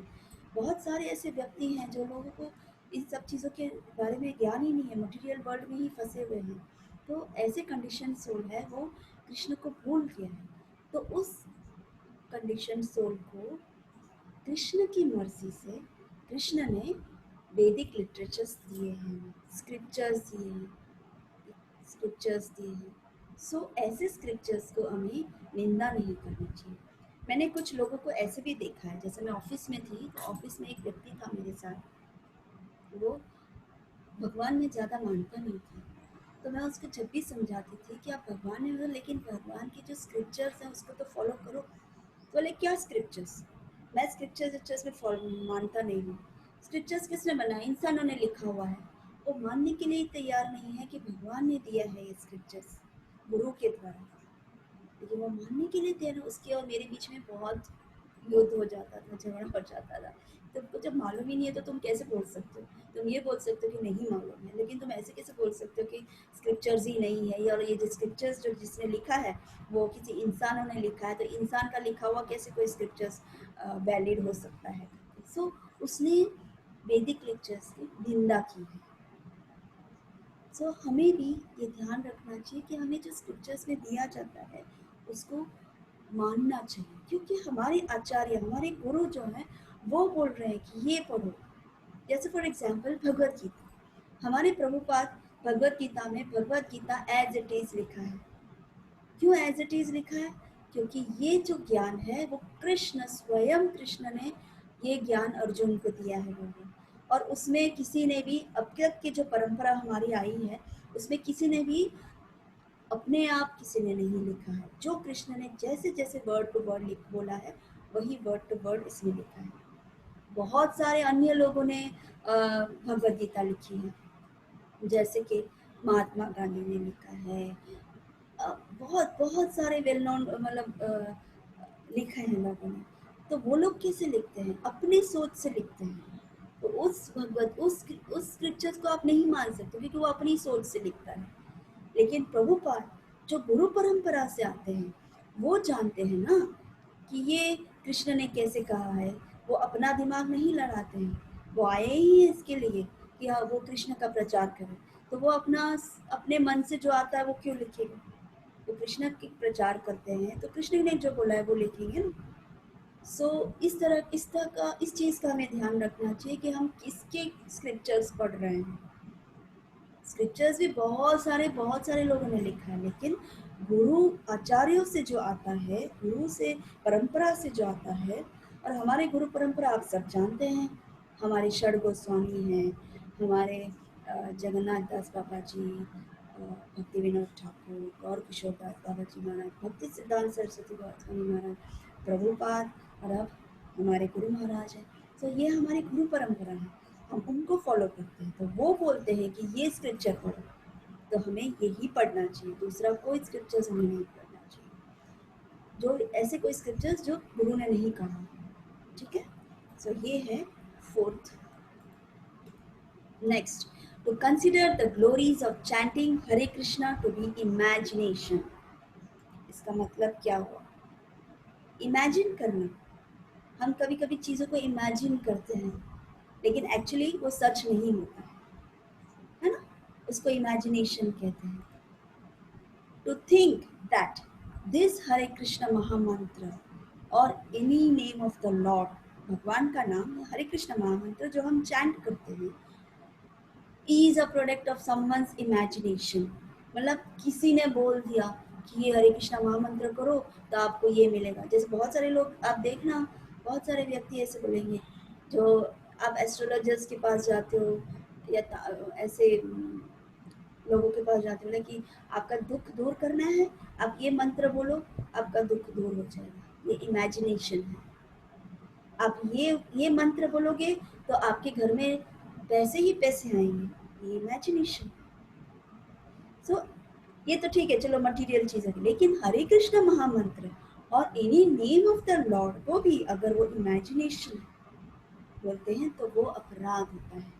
और अगर कोई ऐसा बोले इसके बारे में वैदिक स्क्रिप्चर्स में या कोई भी शास्त्र में इसका कोई वर्णन नहीं है, ऐसे कोई बोले ये सिर्फ एक इमेजिनेशन है, ऐसे बोले, वो ऑफेंस है, वो अपराध है।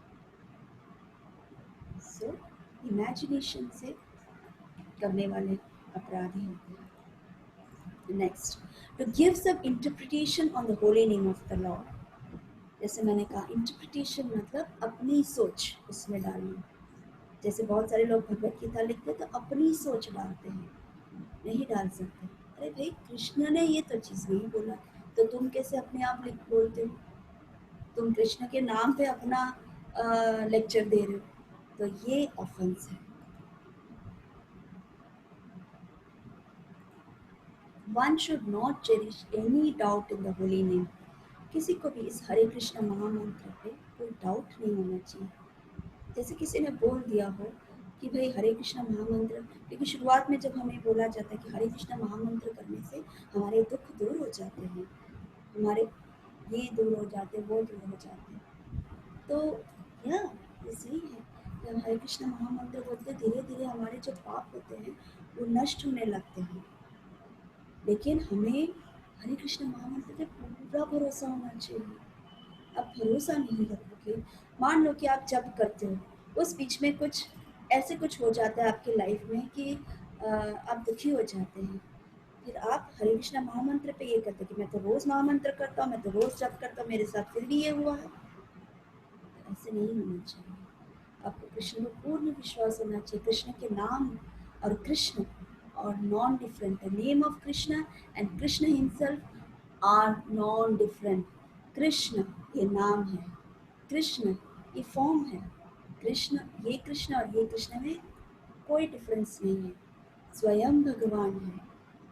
और आप जब करते हैं और उसमें आप डाउट करते हैं तो ये नहीं चाहिए। आपको पूर्ण विश्वास होना चाहिए कि नहीं, जो कृष्ण करेंगे वो सही करेंगे। कृष्ण जो भी करते हमारे लिए करते हैं, हमारे लिए जो अच्छा है वही करते हैं। सो this is what it is. The name of Krishna and Krishna himself are non-different. Especially in this age of Kali, there is no other incarnation of Krishna. इस कलयुग में हम जिस युग में रह रहे हैं, कलयुग, इस कलयुग में कृष्ण का नाम का ही बहुत, कृष्ण नाम में ही बहुत स्ट्रेंथ है। आप कृष्ण ऐसे बोलते हो तो कृष्ण स्वयं आ जाते हैं, उसमें वो एनर्जी आने लगती है। लेकिन आप किस तरह से बोलते हो उस पर डिपेंड करता है। हरे कृष्ण कृष्ण कृष्ण हरे हरे, हरे राम राम राम हरे हरे। आप जो इस चीज़ को बोलते हो, आप एकदम प्योरली बोलते हो तो कृष्ण है, लेकिन आपका ध्यान कहीं और है और कृष्ण को बोलते हो। और फिर आप अगर बोलो कि अरे ये काम ही नहीं करता जब, तो ये गलत है, right?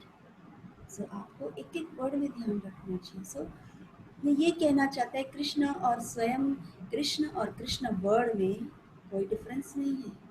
There is only one incarnation, नाम अवतार.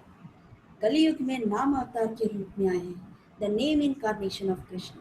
कलियुग के नाम रूपे कृष्ण अवतार. कलियुग में नाम के रूप में कृष्ण ने अवतार लिया है. This is the shastric evidence. जैसे हमने इससे पहले पढ़ा, वैदिक स्क्रिप्चर्स का एविडेंस के अनुसार हम चलते हैं. तो ये शास्त्रिक एविडेंस है, ये शास्त्र में लिखा है कि कलियुग के नाम रूपे कृष्ण अवतार. It is given in all Vedic scriptures. स्वयं Chaitanya Mahaprabhu, Krishna is the supreme personality of godhead. Krishna जो है वो स्वयं भगवान है. Chaitanya Mahaprabhu, who is Krishna himself, came as a devotee, as an acharya. He said, चैतन्य महाप्रभु, कृष्ण स्वयं है चैतन्य महाप्रभु. लेकिन वो कौन से रूप में आए? भक्त के रूप में आए, हमको सिखाने. आचार्य के रूप में आए. ये हमारे आचार्य हुए, ये हमारे गुरु हुए. कृष्ण स्वयं एक गुरु के रूप में आए, एक भक्त के रूप में हमें सिखाने कि कैसा एक भक्त कैसा होना चाहिए, एक गुरु कैसा होना चाहिए, और एक भक्त को किस तरह को इसको फॉलो करना चाहिए. वो खुद हमें एक एग्जाम्पल की तरह हमें सिखाते हैं. और वो क्या बोलते हैं? If someone commit such an offence, that means someone has doubt in his holy name. ये ऑफेंस हो जाएगा अगर उसको होली नेम पे डाउट आ जाए. Doubt in holy name means doubt in faith for Krishna. Clear है ना? आपको अगर कृष्ण नाम से ही डाउट है तो भगवान पे कैसे विश्वास करेंगे आप तो भगवान पे ही डाउट कर रहे हैं. आपको भगवान पे ही विश्वास नहीं है. कृष्ण है, कृष्ण कर सकता है, एक डाउट है. And people who are giving different interpretations to the holy name, they are all great offenders.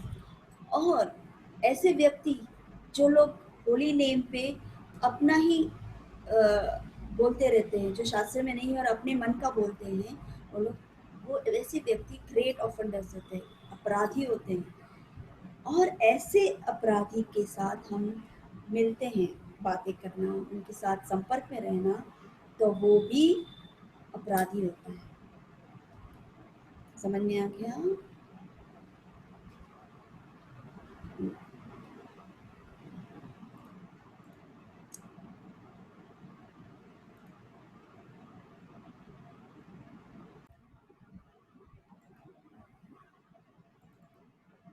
7th point है. 6 पॉइंट्स तो हमने कर ही ली. नेक्स्ट है to commit sinful activities.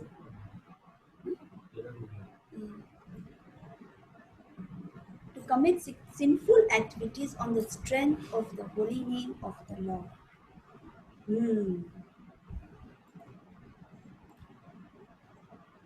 Name of Krishna. अभी हमने पढ़ा कृष्ण और कृष्ण नाम में कोई अंतर नहीं है. Is so potential that it can destroy innumerable sins accumulated from lakhs of lives. Krishna नाम का जब हम जप करते हैं, आप लोग सब जप करते हैं, आप सोचिए कि आपके शायद कितने जन्मों का हमने पाप किए होंगे, इतने जन्मों के पाप किए होंगे. लैक्स ऑफ लाइफ्स के जो पाप किए होंगे वो इस हरे कृष्ण महामंत्र के बोलने से, जप करने से ये सब वैनिश हो जाता है, डिस्ट्रॉय हो जाता है. So powerful.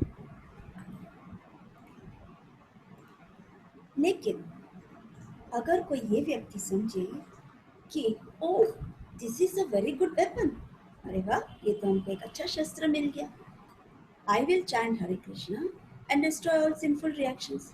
Then I will commit some new sins. Then I will again chant Hare Krishna and destroy it. ऐसे भी व्यक्ति हैं कुछ लोग.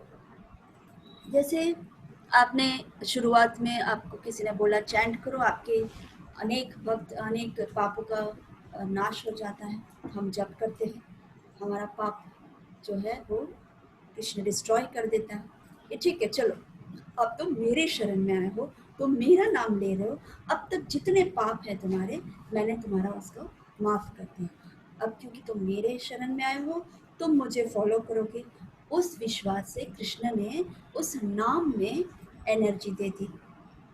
तो जब उन्होंने, जैसे ही कोई कृष्ण का जप करने लगता है, बहुत सिंसियरिटी जप करता है, वो उसके पाप धीरे धीरे धीरे धीरे नष्ट हो जाते हैं। चलो, नष्ट हो गया। लेकिन अगर ये व्यक्ति अगर ये सोचे कि ओह, मुझे तो एक अच्छा शस्त्र मिल गया, अब मैं हरे कृष्णा महामंत्र करके तो मेरे पुराने सिंस तो डिस्ट्रॉय हो ही जाएंगे, तो मैं नया सिंस तो कर ही सकता हूँ, मुझे जो चाहिए, मुझे जो इच्छा है वो मैं कर सकता हूँ, मैं फिर वह हरे कृष्णा महामंत्र करूँगा और फिर मैं उसको डिस्ट्रॉय कर दूंगा। That is an offence. पिछले बार मैंने आपको पढ़ाया था 4 रेगुलेटिव प्रिंसिपल्स, प्रभुपाद ने स्ट्रिक्टली दिया है। एक रेगुलेटिव प्रिंसिपल ये है कि आपको 16 राउंड्स चैंट रोज करना है। दूसरा प्रिंसिपल ये दिया है कि आपको 4 रेगुलेटिव प्रिंसिपल्स नियम अनुसार फॉलो करना। 4 रेगुलेटिव प्रिंसिपल्स हमको तो पता ही है, आप लोगों ने अब तक तो बाय हार्ट कर भी लिया होगा, मेमोराइज कर लिया होगा, राइट?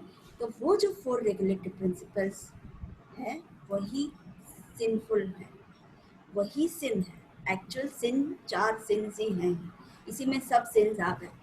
अगर इस सिन से अगर आप बचोगे नहीं और जब माला करते रहोगे तो उसका कोई लाभ नहीं होगा।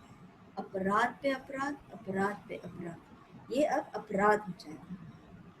पाप करना आपको मालूम नहीं है, अब तक आपने पाप किए हैं, वो सिन हो गया, ठीक है? वो सिन्स होते हैं, पाप। छोटे मोटे मटेरियल वर्ल्ड में आए हैं तो पाप करते हैं, इसलिए वो सिन हो गया। लेकिन जब आप कृष्ण कॉन्शियस में आ जाते हैं, जब आप कृष्ण के बारे में जानने लगते हैं, जब आप जप माला करते हैं, जब आपको कृष्ण में फेथ होने लगता है, and then when you don't follow 4 regulative principles, वो अपराध में गिना जाता है। यानी पाप से भी बड़ा अपराध। पाप माफ किया जा सकता है लेकिन अपराध माफ नहीं किया जा सकता। इसीलिए यहाँ पर ऑफेंसेस बोलते हैं। ऑफेंस है, 10 ऑफेंसेस में से ये एक ऑफेंस है, ठीक है? सो ये नहीं चलेगा कि आप हम जब भी करेंगे और 4 रेगुलेटिव प्रिंसिपल्स है, उसको बीच बीच में कभी ये कभी वो तोड़ेंगे, कभी ये तोड़ेंगे, कभी पहला वाला तोड़ेंगे, कभी 4th सिन तोड़ेंगे, ऐसे नहीं चलेगा। 4 रेगुलेटिव प्रिंसिपल्स आपको फॉलो करने ही पड़ेगा, तब आपका जो जप है वो स्ट्रॉन्ग रहेगा। This means committing sins on the strength of chanting Harinam. One should not develop such a mentality. ऐसे मेंटालिटी डेवलप ही नहीं करना चाहिए। एक डर रहना चाहिए अंदर कि ओह, अब मैं भगवान का नाम ले रहा हूँ, मुझे कभी आपको ऐसे दिखे भी तो आपको डर रहना चाहिए, ओह नहीं नहीं नहीं, मुझे ये नहीं करना चाहिए, प्रभुपाद ने मना किया है। 4 रेगुलेटिव प्रिंसिपल्स इमीडिएटली आपको याद करना चाहिए, ओह मुझे ये नहीं करना चाहिए, कृष्ण को नहीं अच्छा लगेगा, अपराध लग जाएगा और मैं ऊपर पहुँच ही नहीं पाऊँगा, ऊपर आ ही नहीं पाऊँगा भक्ति में।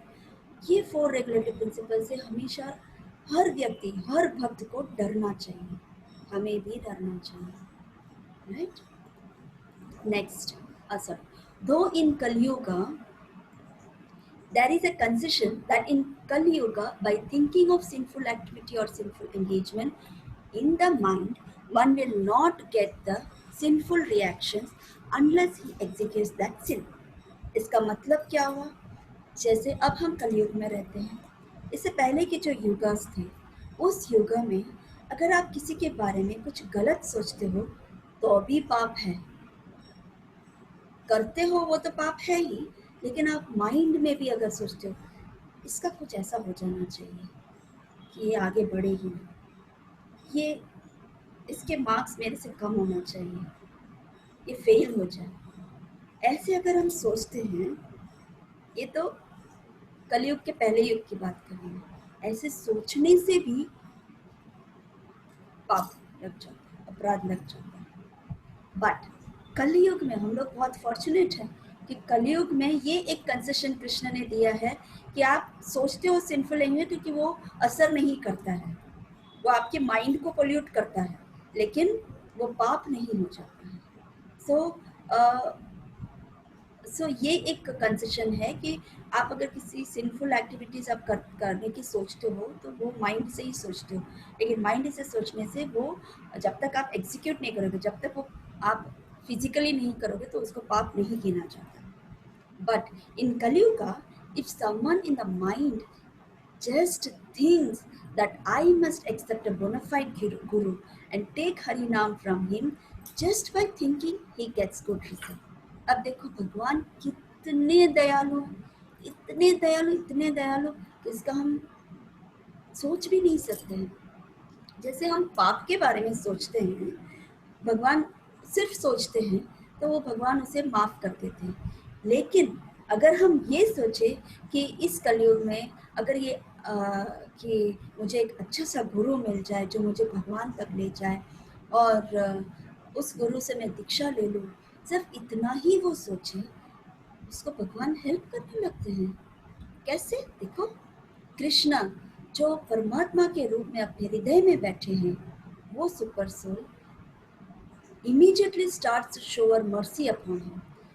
ये व्यक्ति जैसे ही वो सोचने लगता है कि मुझे एक अच्छा गुरु, ऐसा गुरु, प्योर गुरु जो कृष्ण के बारे में ही बोलते रहे, ऐसे गुरु से मैं दीक्षा ले लूँ तो मेरे लिए कितना अच्छा होगा, ऐसे सोचते ही कृष्ण जो है वो इमीडिएटली उस पर मर्सी शोवर करता है, उस पर कृपा बरसाते हैं सोचने से. और अगर हम वो करके दिखाएं तो सोचो भगवान क्या कर देंगे. Sincere chanting destroys the seeds of the sins.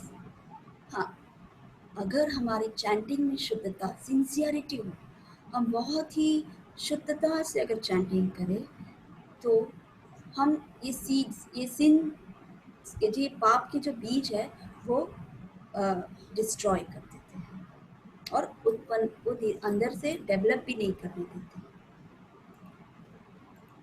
Next, to consider the chanting of Hare Krishna one of the auspicious ritualistic activities offered in the Vedas as fruitive activities.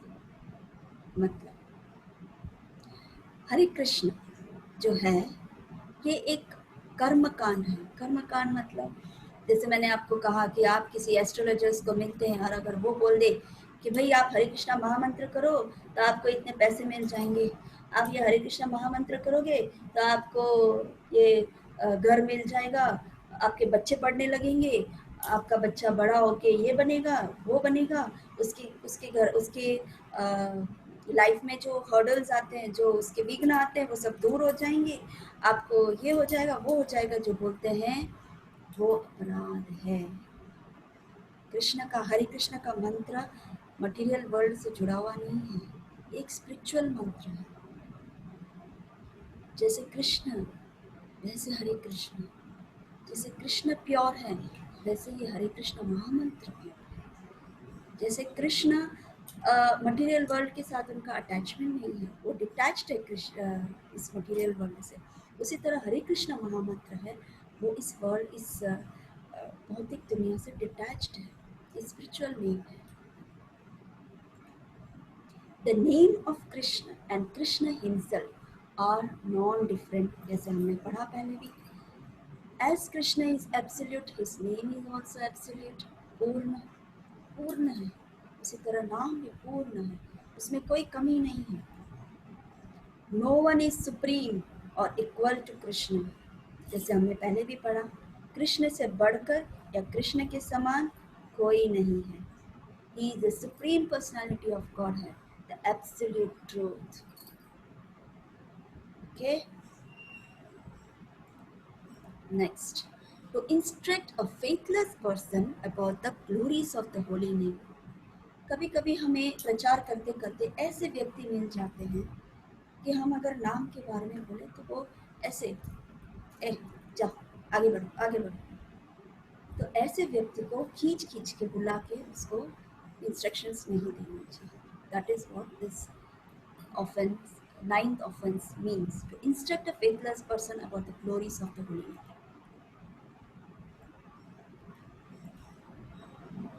जैसे जब प्रभुपाद गए थे पाश्चात्य देश में, तब उनको समझ में नहीं आ रहा था कि वो कैसे उन लोगों को समझाए, क्योंकि सब के सब पापी थे, माने हर वो जो रेगुलेटरी प्रिंसिपल, जो हमारी 4 रेगुलेटरी प्रिंसिपल्स था, वो सब कुछ इनमें था।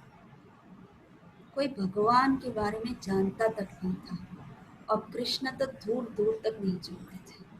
तो प्रभुपाद को कृष्ण ने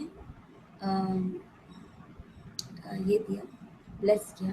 सो उनके माइंड में ऐसा रहा कि वो करताल लेंगे और एक जगह वो बैठ गए प्रभुपाद, और अकेले अकेले हरे कृष्ण महामंत्र का कीर्तन करने लगे।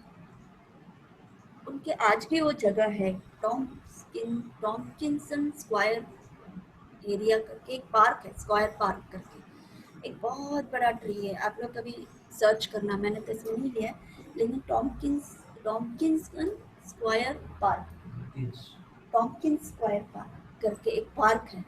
उस पार्क में पहली बार श्रील प्रभुपाद उधर गए और वो करताल लेकर उस ट्री के नीचे, पेड़ के नीचे वो बैठ गए और अकेले अकेले हरे कृष्ण महामंत्र जपने लगे, कीर्तन करने लगे।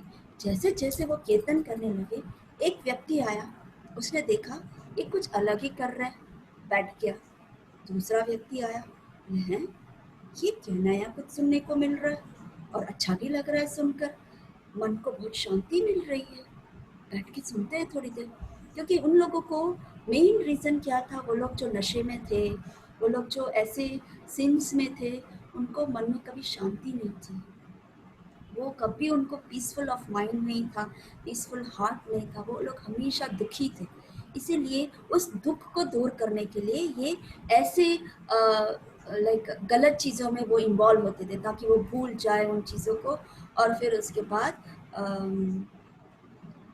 लाइक उनको शांति मिले, ऐसे वो सोचते थे। बट हालांकि ऐसा उनको नहीं होता था, उनको कभी शांति मिलती नहीं थी। सो प्रभुपाद उधर आए और प्रभुपाद ने कीर्तन करना शुरू किया, एक एक करके वो बैठे रहे। और जैसे जैसे कीर्तन बढ़ने लगा तो बहुत सारे लोग आ गए, क्योंकि उनको ऐसा लगा कि ये हरे कृष्णा महामंत्र कीर्तन से उनको हृदय को बहुत पीस मिल रहा था, माइंड पीस हो रहा था, उनके एक अलग सा एक आनंद आ रहा था। तो ये देखकर धीरे धीरे धीरे धीरे बैठ के प्रभुपाद ने देखा, ओ कृष्ण की कृपा से वर्क कर रहा है। तो धीरे धीरे धीरे उन्होंने कीर्तन और बढ़ाया और बढ़ाया, और बढ़ाते बढ़ाते बढ़ाते उनके घर तक लोग पहुंच गए जहाँ वो रहते थे। और जैसे जैसे फिर धीरे धीरे सब पूछताछ करने लगे कि भाई ये क्या है, ये हरे कृष्णा महामंत्र, इसको कैसे करते हैं, ये आप क्या कर रहे हैं। फिर प्रभुपाद ने उनको धीरे धीरे समझाया कि ये हरे कृष्णा महामंत्र क्या है, इससे क्या होता है, कौन है कृष्ण। धीरे धीरे करके उनको समझाया। डायरेक्टली उन्होंने नहीं समझाया, क्योंकि डायरेक्टली समझाने से समझ नहीं सकती। सो यहाँ पर फिर धीरे धीरे सभी जगह फॉरेन कंट्रीज में लोग इस तरह से कोई भी पार्क में बैठ जाते हैं, कोई भी रोड पर बैठ जाते हैं, एंड देन दे स्टार्ट कीर्तन, एंड वहाँ के जो भक्त हैं वो सुनने लगते हैं, सुनते सुनते वो भक्त बने। इस तरह से ये प्रीचिंग शुरू। सो यहाँ पर इसलिए ये कहा गया, जो सुन रहा है वो बैठ जाता है। कभी प्रभुपाद किसी के पीछे नहीं गए, जो उनके पास आया उन्हीं को उन्होंने समझाया। So a faithless person should not be instructed about the glories of the Lord. He should be instructed to understand. शुरुआत में जब हम प्रचार करते हैं तो हम उनको बताते हैं कि कृष्ण ये है, कृष्ण ऐसा है, वैसा है। डायरेक्टली हम हरे कृष्ण महामंत्र नहीं बोलने लगते। जब उसका इंटरेस्ट जागृत होता है तब हम उनको बोलते हैं कि आप ये हरे कृष्ण महामंत्र एक जपमाला शुरू करो करके, तब हम उनको इंस्ट्रक्शंस देते हैं। But if he is unable to understand, then he should not be initiated. जब वो इस चीज़ को समझ नहीं पाता और वो उसको इग्नोर करने लगता है, तो उस व्यक्ति को छोड़ देना चाहिए, उसको फिर दोबारा प्रचार नहीं करना चाहिए। ये आप लोग भगवत गीता प्रचार करने जाते हैं, आपका ये एज है, धीरे धीरे डेवलप करेंगे, आगे जाके आप बहुत अच्छा प्रचारक होंगे। तो ये चीज़ आपको ध्यान रखना चाहिए कि फेथलेस पर्सन को कभी भी होली नेम पे इंस्ट्रक्शंस नहीं देना चाहिए, right. Next, last, to not have complete faith in the chanting of the holy names and to maintain material attachments even after understanding so many instructions on this matter. इतना सारा कुछ सुनते हैं, गुरु ने कहा, मैंने अब तक जो समझाया, इंस्ट्रक्शंस दिए कि हरे कृष्ण महामंत्र क्या है, कैसा है, उस पर फेथ कैसा रखना चाहिए, ये हरे कृष्ण महामंत्र कौन है, किस तरह से आए हैं, ये सब मैंने आज सब समझाया, सुनाया। लेकिन फिर भी अगर ये सब समझने के बाद, सुनने के बाद भी हमारा हम मटेरियल अटैचमेंट को मेंटेन करें तो वो भी अपराध है। The whole process is that we are going to transfer our love from matter to God. अब ये सब जो हम सीख रहे हैं, ये सब जो हम जो ज्ञान ले रहे हैं, कि इसका क्या मतलब है? इसका होल प्रोसेस है कि हम जो मटेरियल वर्ल्ड में हैं, ये जो मटेरियल अटैचमेंट है, उसको हमारा जो हृदय है, हमारा जो हम जिस व्यवस्था हम जिस हाल में भी रह रहे हैं, उस हाल को हम ट्रांसफ़र कर रहे हैं कृष्ण प्रेम में। हमारा मेन गोल है कि यहाँ से हमें स्पिरिचुअल वर्ल्ड में जाना है, मटेरियल वर्ल्ड से स्पिरिचुअल वर्ल्ड में जाना है। तो हम उसका प्रोसेस कर रहे हैं, हम अपने माइंड को ट्रेन कर रहे हैं। सो कैसे ट्रेन करेंगे? जब हमारे मटेरियल अटैचमेंट्स धीरे धीरे धीरे धीरे कम होता जाए, चीज़ों से, मटेरियल डिज़ायर्स जो है, भौतिक चीज़ों से हम धीरे धीरे अपने आप को कम करें, मिनिमाइज़ करें। ऐसे प्रभुपाद ने ये नहीं कहा कि ख़त्म करना है, एक झटके में ख़त्म करना है, नहीं, उन्होंने ऐसे नहीं किया। जो ज़रूरत चीज़ें हैं वो तो हमें करनी ही पड़ेगी, क्योंकि ये बॉडी है, उसको मेंटेन करना है, तो हमें करना है, लेकिन उस चीज़ों को मिनिमाइज़ करना है। जैसे कुछ लोग नहीं, जैसे कोई बिजनेस करता है, उसको बिजनेस में अच्छे ऑर्डर्स मिलते हैं, लेकिन वो स्टेबल होना चाहिए, लेकिन ग्रीडीनेस नहीं होनी चाहिए कि ओह इसमें तो और भी पैसे मिल सकते हैं, और भी बड़ा कर सकते, और भी बड़ा कर सकते। तो इसमें हम अटैच हो जाते हैं और धीरे धीरे कृष्ण से डिटैच हो जाते हैं। तो हमारा गोल ये होना चाहिए कि उन चीज़ों को हम मिनिमाइज करके कृष्ण की तरफ अट्रैक्ट होना चाहिए। और वो जब हम अपने जप करते हैं तो धीरे धीरे ये ऑटोमेटिकली हो जाएगा। If you actually develop love of Godhead, then naturally you will forget to love all the material nonsenses. जब आपको नेचुरली, जब आप जप करते हैं, जब आपको प्रेम जागृत होता है कृष्ण के लिए, तो धीरे धीरे आपका जो मटेरियल डिजायर्स है वो धीरे धीरे कम होगा, ऑब्वियसली। बट हमें कोशिश भी करनी चाहिए, और कोशिश करने से ये ज़रूर होगा। जस्ट लाइक जैसे हमें एक चीज़ बहुत पसंद है, खाने के मामले में रसगुल्ला, देखते ही मुंह में पानी आ जाता है। हम एक खाते हैं, दो खाते हैं, तीन खाते हैं, चार खाते हैं, लेकिन जब हमारा पेट फुल हो जाता है फिर हम उसको मना कर देते कि नहीं बस हो गया, बहुत हो गया। उसी तरह मटेरियल अटैचमेंट्स भी होता है कि एक लेवल तक हमें मटेरियल चीज़ें जो भी है भगवान दे देते हैं, लेकिन फिर उसके पीछे हैंकरिंग नहीं करना चाहिए। Similarly, Krishna conscious is so nice that with the progress of Krishna conscious, you forget the so-called material nonsense enjoyment.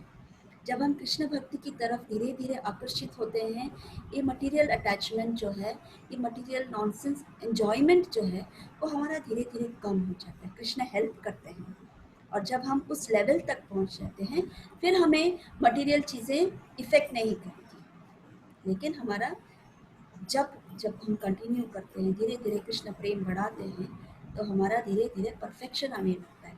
फिर हमें खुद को ही, जैसे रसगुल्ला आदमी, हाँ ठीक है रसगुल्ला है, ऐसा नहीं होता है कि हो, जैसे मुझे टी, कॉफ़ी या चॉकलेट्स बहुत पसंद है। जैसे भी जहाँ भी देखूँ पहले मुझे चाहिए, मुझे कॉफ़ी पीना ही है, रोज़ मुझे कॉफ़ी पीना ही है, कॉफ़ी के बिना मुझे चैन नहीं आएगा। मुझे चॉकलेट्स देखते ही चॉकलेट्स लेने हैं, और जैसे ही जब तक वो ख़त्म ना हो तब तक मैं उसको छोड़ूंगी नहीं। मुझे एक गिफ्ट मिला था चॉकलेट का, इतना बड़ा गिफ्ट मिला था, तो वो गिफ्ट का जब मुझे वो गिफ्ट मिला था तो मेरे मन में वो ग्रीडीनेस था कि नहीं मुझे मिला है, मुझे खाना खाना है खाना। जब तक वो ख़त्म ना हो तब तक मैंने उसको छोड़ा नहीं था, उतना मुझे अच्छा लगा था। लेकिन जब हम कृष्ण कॉन्शियस में आ जाते हैं, धीरे धीरे जब भक्ति डेवलप करते हैं, अभी हम सैकड़ों चॉकलेट्स देखते हैं, डिफरेंट वैराइटीज ऑफ चॉकलेट्स, आकर्षित अट्रैक्टिव चॉकलेट्स देखते हैं, कॉफ़ीज डिफरेंट एडवर्टाइजमेंट देखते हैं, लेकिन हमें उसके लिए कोई ये नहीं होता है। जैसे हैंकरिंग करते थे, हो मुझे चाहिए चाहिए, अब वो नहीं होता है। क्यों? क्योंकि हम कृष्ण की तरफ हम जुड़ गए हैं, हमारा जो ट्रांसफ़र हो गया है मटीरियल वर्ल्ड से, हम स्पिरिचुअल वर्ल्ड में ट्रांसफ़र कर रहे हैं, अपने आप को ट्रांसफ़र कर रहे हैं। सो ये मटेरियल एंजॉयमेंट जो है वो धीरे धीरे अपने आप कम हो जाती है। क्यों? क्योंकि कृष्ण हमें what is that called, Krishna हमें कृपा करते हैं, कृष्ण हम पर कृपा करते हैं कि वो ये छोड़ना चाहता है, ये छूट जाएगा। ऐसे हम में से ऐसे बहुत सारे हैं कि जब हम नॉन वेजिटेरियंस थे तो नॉन वेजिटेरियंस लोग खाया बिना नहीं रह सकते थे, लेकिन आप अपने पेरेंट्स को पूछो कि कितना आसानी से वो छूट गया था। क्यों? क्योंकि उनका जो ध्यान था वो कृष्ण की तरफ आकर्षित हो गया था। उनका जो गोल था वो कृष्ण था। उनका गोल था कृष्ण नाम जप करना, कृष्ण के लिए प्रसाद बनाना, कृष्ण को देना, प्रचार करना। तो धीरे धीरे जो हमारे मटेरियल एंजॉयमेंट है कम होने लगते हैं और ऑटोमेटिकली वो जो नॉनवेज खाने का जो हैंकरिंग था वो खत्म हो गया था। सो उसी तरह हमारे जो मटेरियल एंजॉयमेंट है वो खत्म हो जाएगा जब हम उस गोल तक पहुंच जाएंगे। जैसे मैंने जड़ भरत भरत महाराज का जैसे मैंने आपको स्टोरी बताया था कि उसको मटेरियल एंजॉयमेंट था ही नहीं, उन्होंने सब कुछ छोड़ दिया था।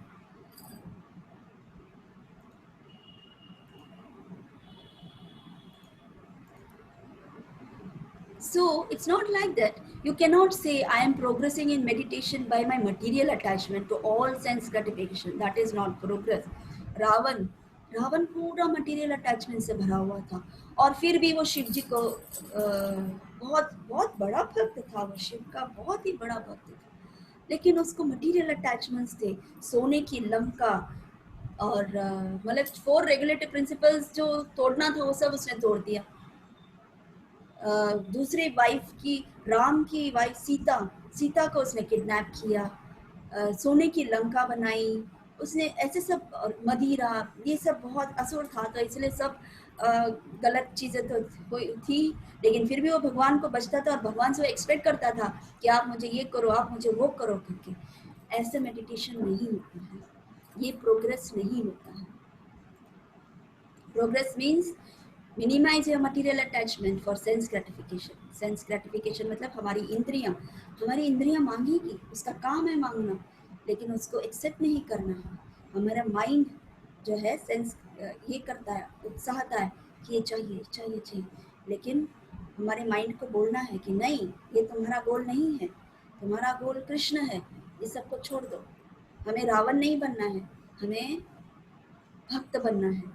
तो जैसे जैसे आप उसको ये करेंगे तो मटेरियल अटैचमेंट्स मिनिमाइज हो जाएगा, फिर वो उसको कहते हैं डेवलपमेंट, उसको कहते हैं प्रोग्रेस। और शिला प्रभुपाद क्या कहते हैं, the spiritual master is giving so many instructions and the devotees are every day listening to guru. हम लोग गुरु की हमेशा रोज सुनते हैं, इंस्ट्रक्शंस फॉलो करते हैं। In many instructions the Guru repeatedly says, क्या बोलते हैं गुरु, everything belongs to Krishna.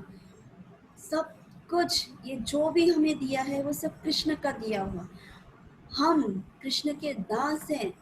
I am the eternal servant of Krishna, I belong to Krishna.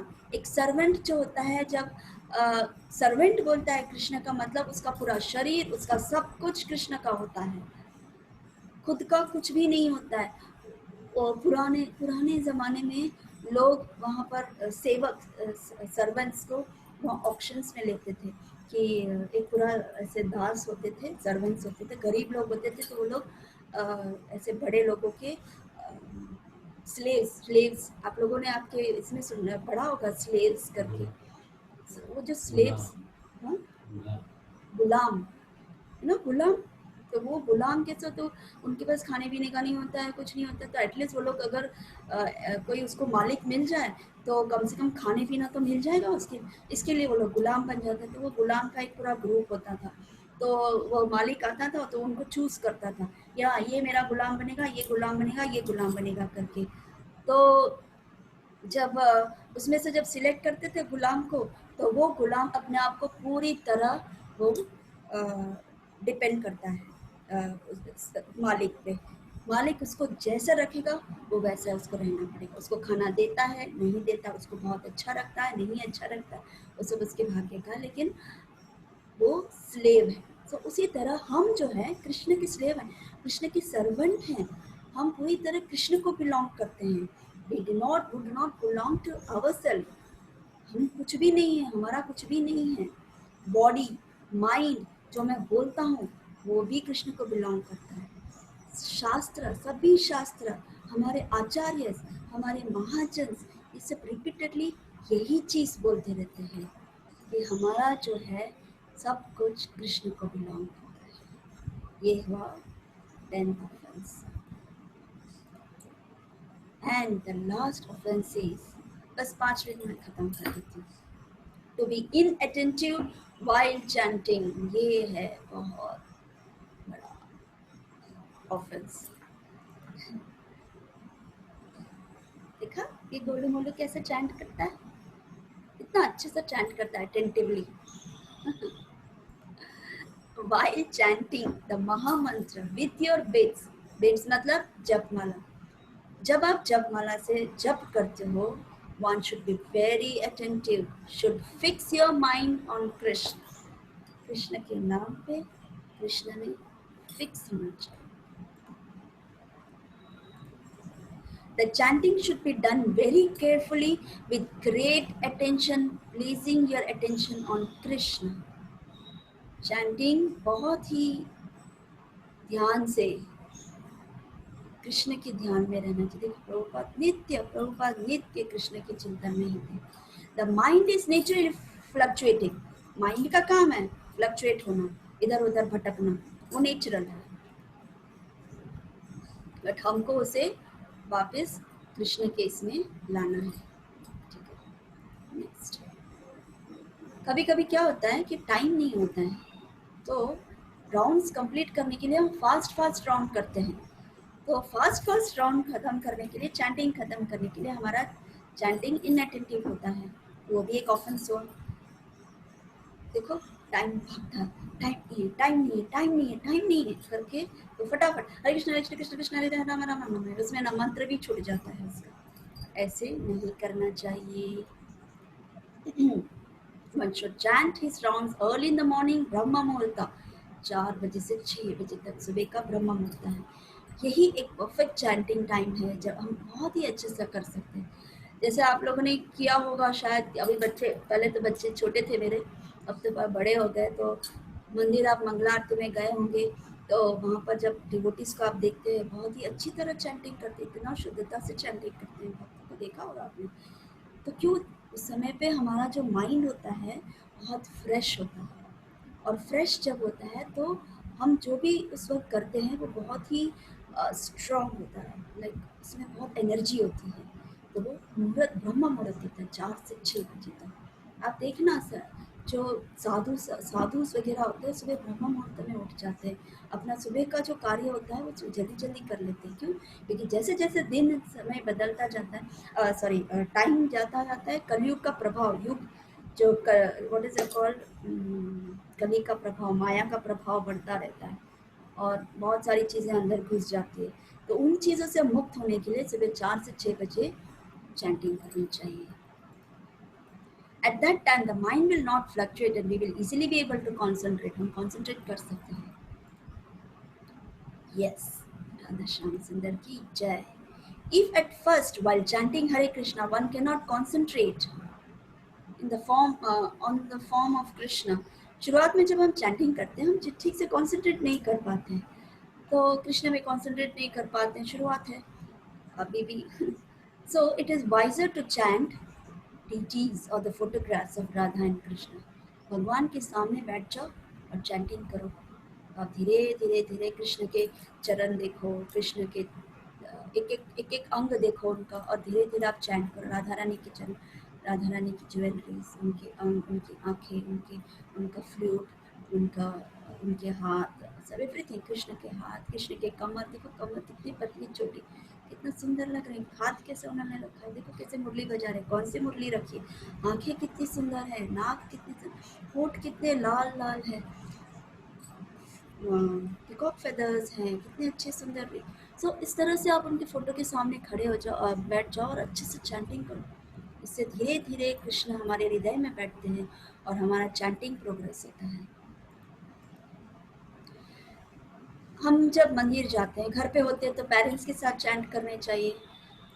Chant in the association of sadhus, आपके जो पेरेंट्स हैं वो अगर कृष्ण भक्त हैं तो वो साधु ही हैं, आप उनके साथ बैठ के चैंट कर सकते हैं, उससे हमारा माइंड जो है वो फ्लक्चुएट नहीं होगा। क्यों? क्योंकि साधु जो होते हैं वो सीनियर्स होते हैं, सीनियर्स जो होते हैं वो बहुत ही शुद्धता से कॉन्सेंट्रेटली, ये देखा राधानाथ स्वामी महाराज है, इतना कॉन्सेंट्रेटली चैंट करते, तो उनको देखकर बाकी के जो व्यक्ति, बाकी के जो डिवोटीज होते हैं वो भी कॉन्सेंट्रेट करते हैं जप में कि वो मेरे ये सीनियर डिवोटी है, साधु हैं, वो इतना अच्छे से चैंटिंग करते, तो मुझे भी अच्छे से चैंटिंग करना चाहिए। तो आपके पेरेंट्स इतने अच्छे चैंटिंग करते हैं तो मुझे भी अच्छा चैंटिंग करना चाहिए, ऐसे आपके हृदय में एक इंस्पिरेशन आएगा। एंड जब आप ऐसे करोगे, साधु संघ के साथ चैंटिंग करोगे, तो आप प्रैक्टिस करते हो और माइंड धीरे धीरे हरि नाम में फिक्स होता है और आप हरे कृष्ण महामंत्र में टेस्ट डेवलप करते हो। And we taste the sweetness, your mind gets fixed, then we are in such a safe position. फिर हम सेफ हो जाते हैं। फिर उसके बाद then such a person can chant in any place any time because the mind is fixed. शुरुआत में हमें साधु संग का होता है, पर फिर बाद में जैसे जैसे प्रोग्रेस करता है, जैसे जैसे माइंड फिक्स होता है, हम देख सकते हैं कि जब आप सुबह मॉर्निंग उठ जाते हैं 4 बजे और फिर धीरे धीरे जब आप चैंटिंग करते हैं, आप आंखें बंद कर लेते हैं और सुनते हैं हरे कृष्ण महामंत्र को, और आप कोशिश करते हैं कि आप अच्छे से चैंटिंग करते हैं। फिर उस वक्त चाहे आप टेरेस में हो या बाहर हो या कहीं भी हो, आपका फोकस जो होता है वो हरे कृष्ण महामंत्र पे होता है और आप अपने माइंड को फिक्स कर पाते हैं।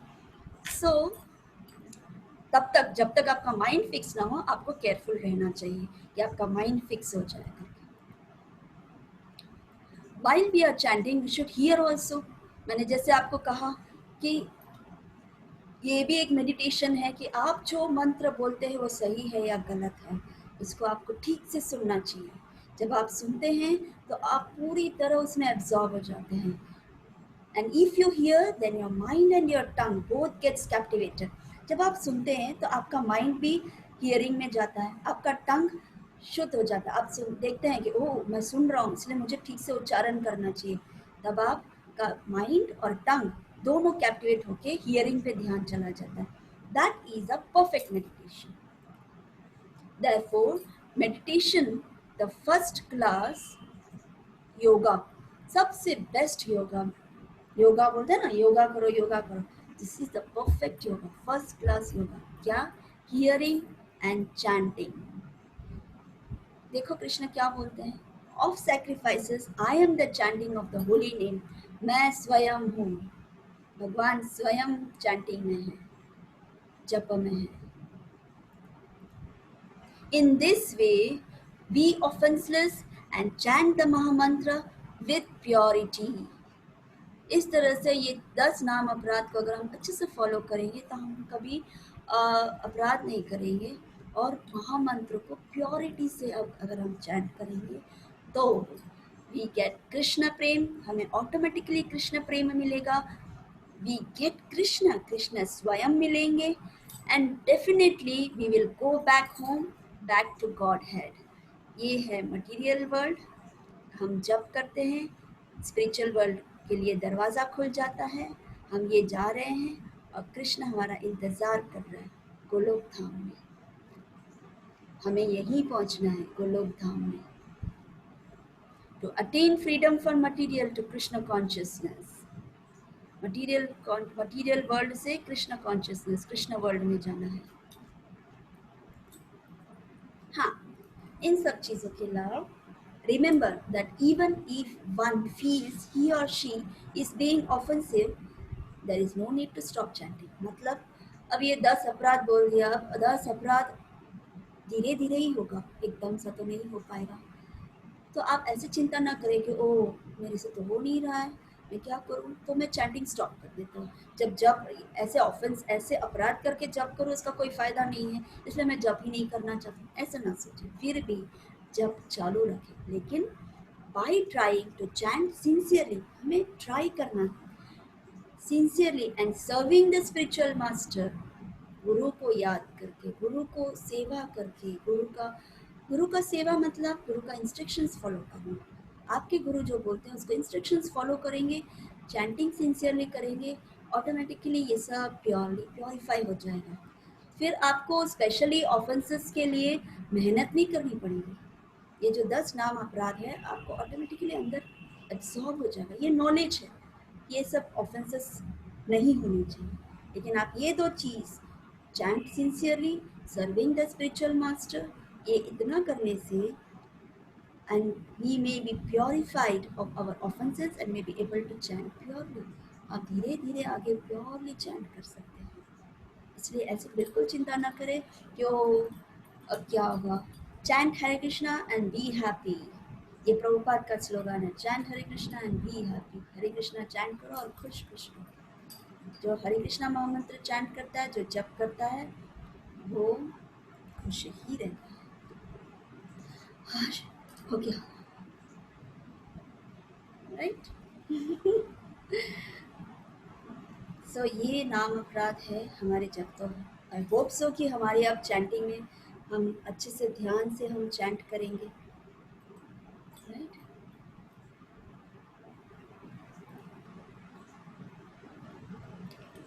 सो सब लोग, एनी क्वेश्चन, कोई भी क्वेश्चन, कुछ डाउट्स क्लियर है? एक एक जो ऑफेंसेस है वो समझ में आ गया आप लोगों को?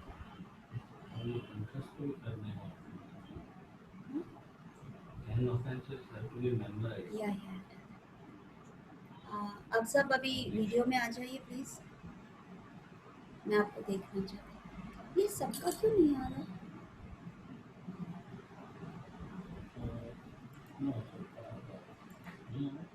इतने लोग ये ऐसे हैं?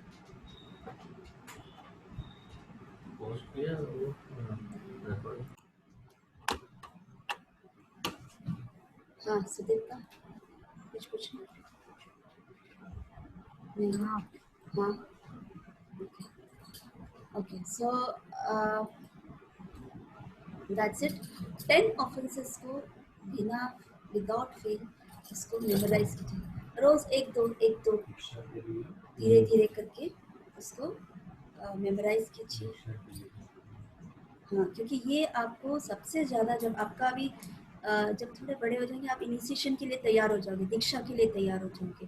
दीक्षा तो हम सबको लेना है, गुरु तो हम सबको चाहिए, राइट. आप लोग दीक्षित हो जाएंगे तो उस वक्त ये लोग ये चीज़ें पूछते हैं, विदाउट फेल पूछते हैं. सो ये 10 नाम अपराध मेमोराइज कर लेना. फॉर रेगुलेटिव प्रिंसिपल मेमोराइज कर लेना. ये सब चीज़ें जो भी मैं सिखा रही हूँ सब मेमोराइज कर लेना, ठीक है. It's very important. एक साथ नहीं होगा कोई बात नहीं, रोज एक एक ले लेना. आज एक किया, कल एक करना, कल एक करके आज का और कल का दोनों का एक साथ मेमोराइज करना. ऐसे थोड़ा थोड़ा थोड़ा करके आप मेमोराइज करना. उससे आराम से, जल्दी तो कुछ नहीं है, आराम से मेमोराइज करो. बस आपके ध्यान में होना चाहिए कि ये ऑफेंसेस नहीं होना चाहिए हमसे, ठीक है. चलो अब 4:45 हो गया आज तो. बहुत लंबा. एनीवे, लेकिन आप लोगों ने एंजॉय किया, आपको अच्छा लगा और समझ में आया, राइट. तो वो बहुत इम्पोर्टेंट है. त्रिशा, अच्छा लग रहा है?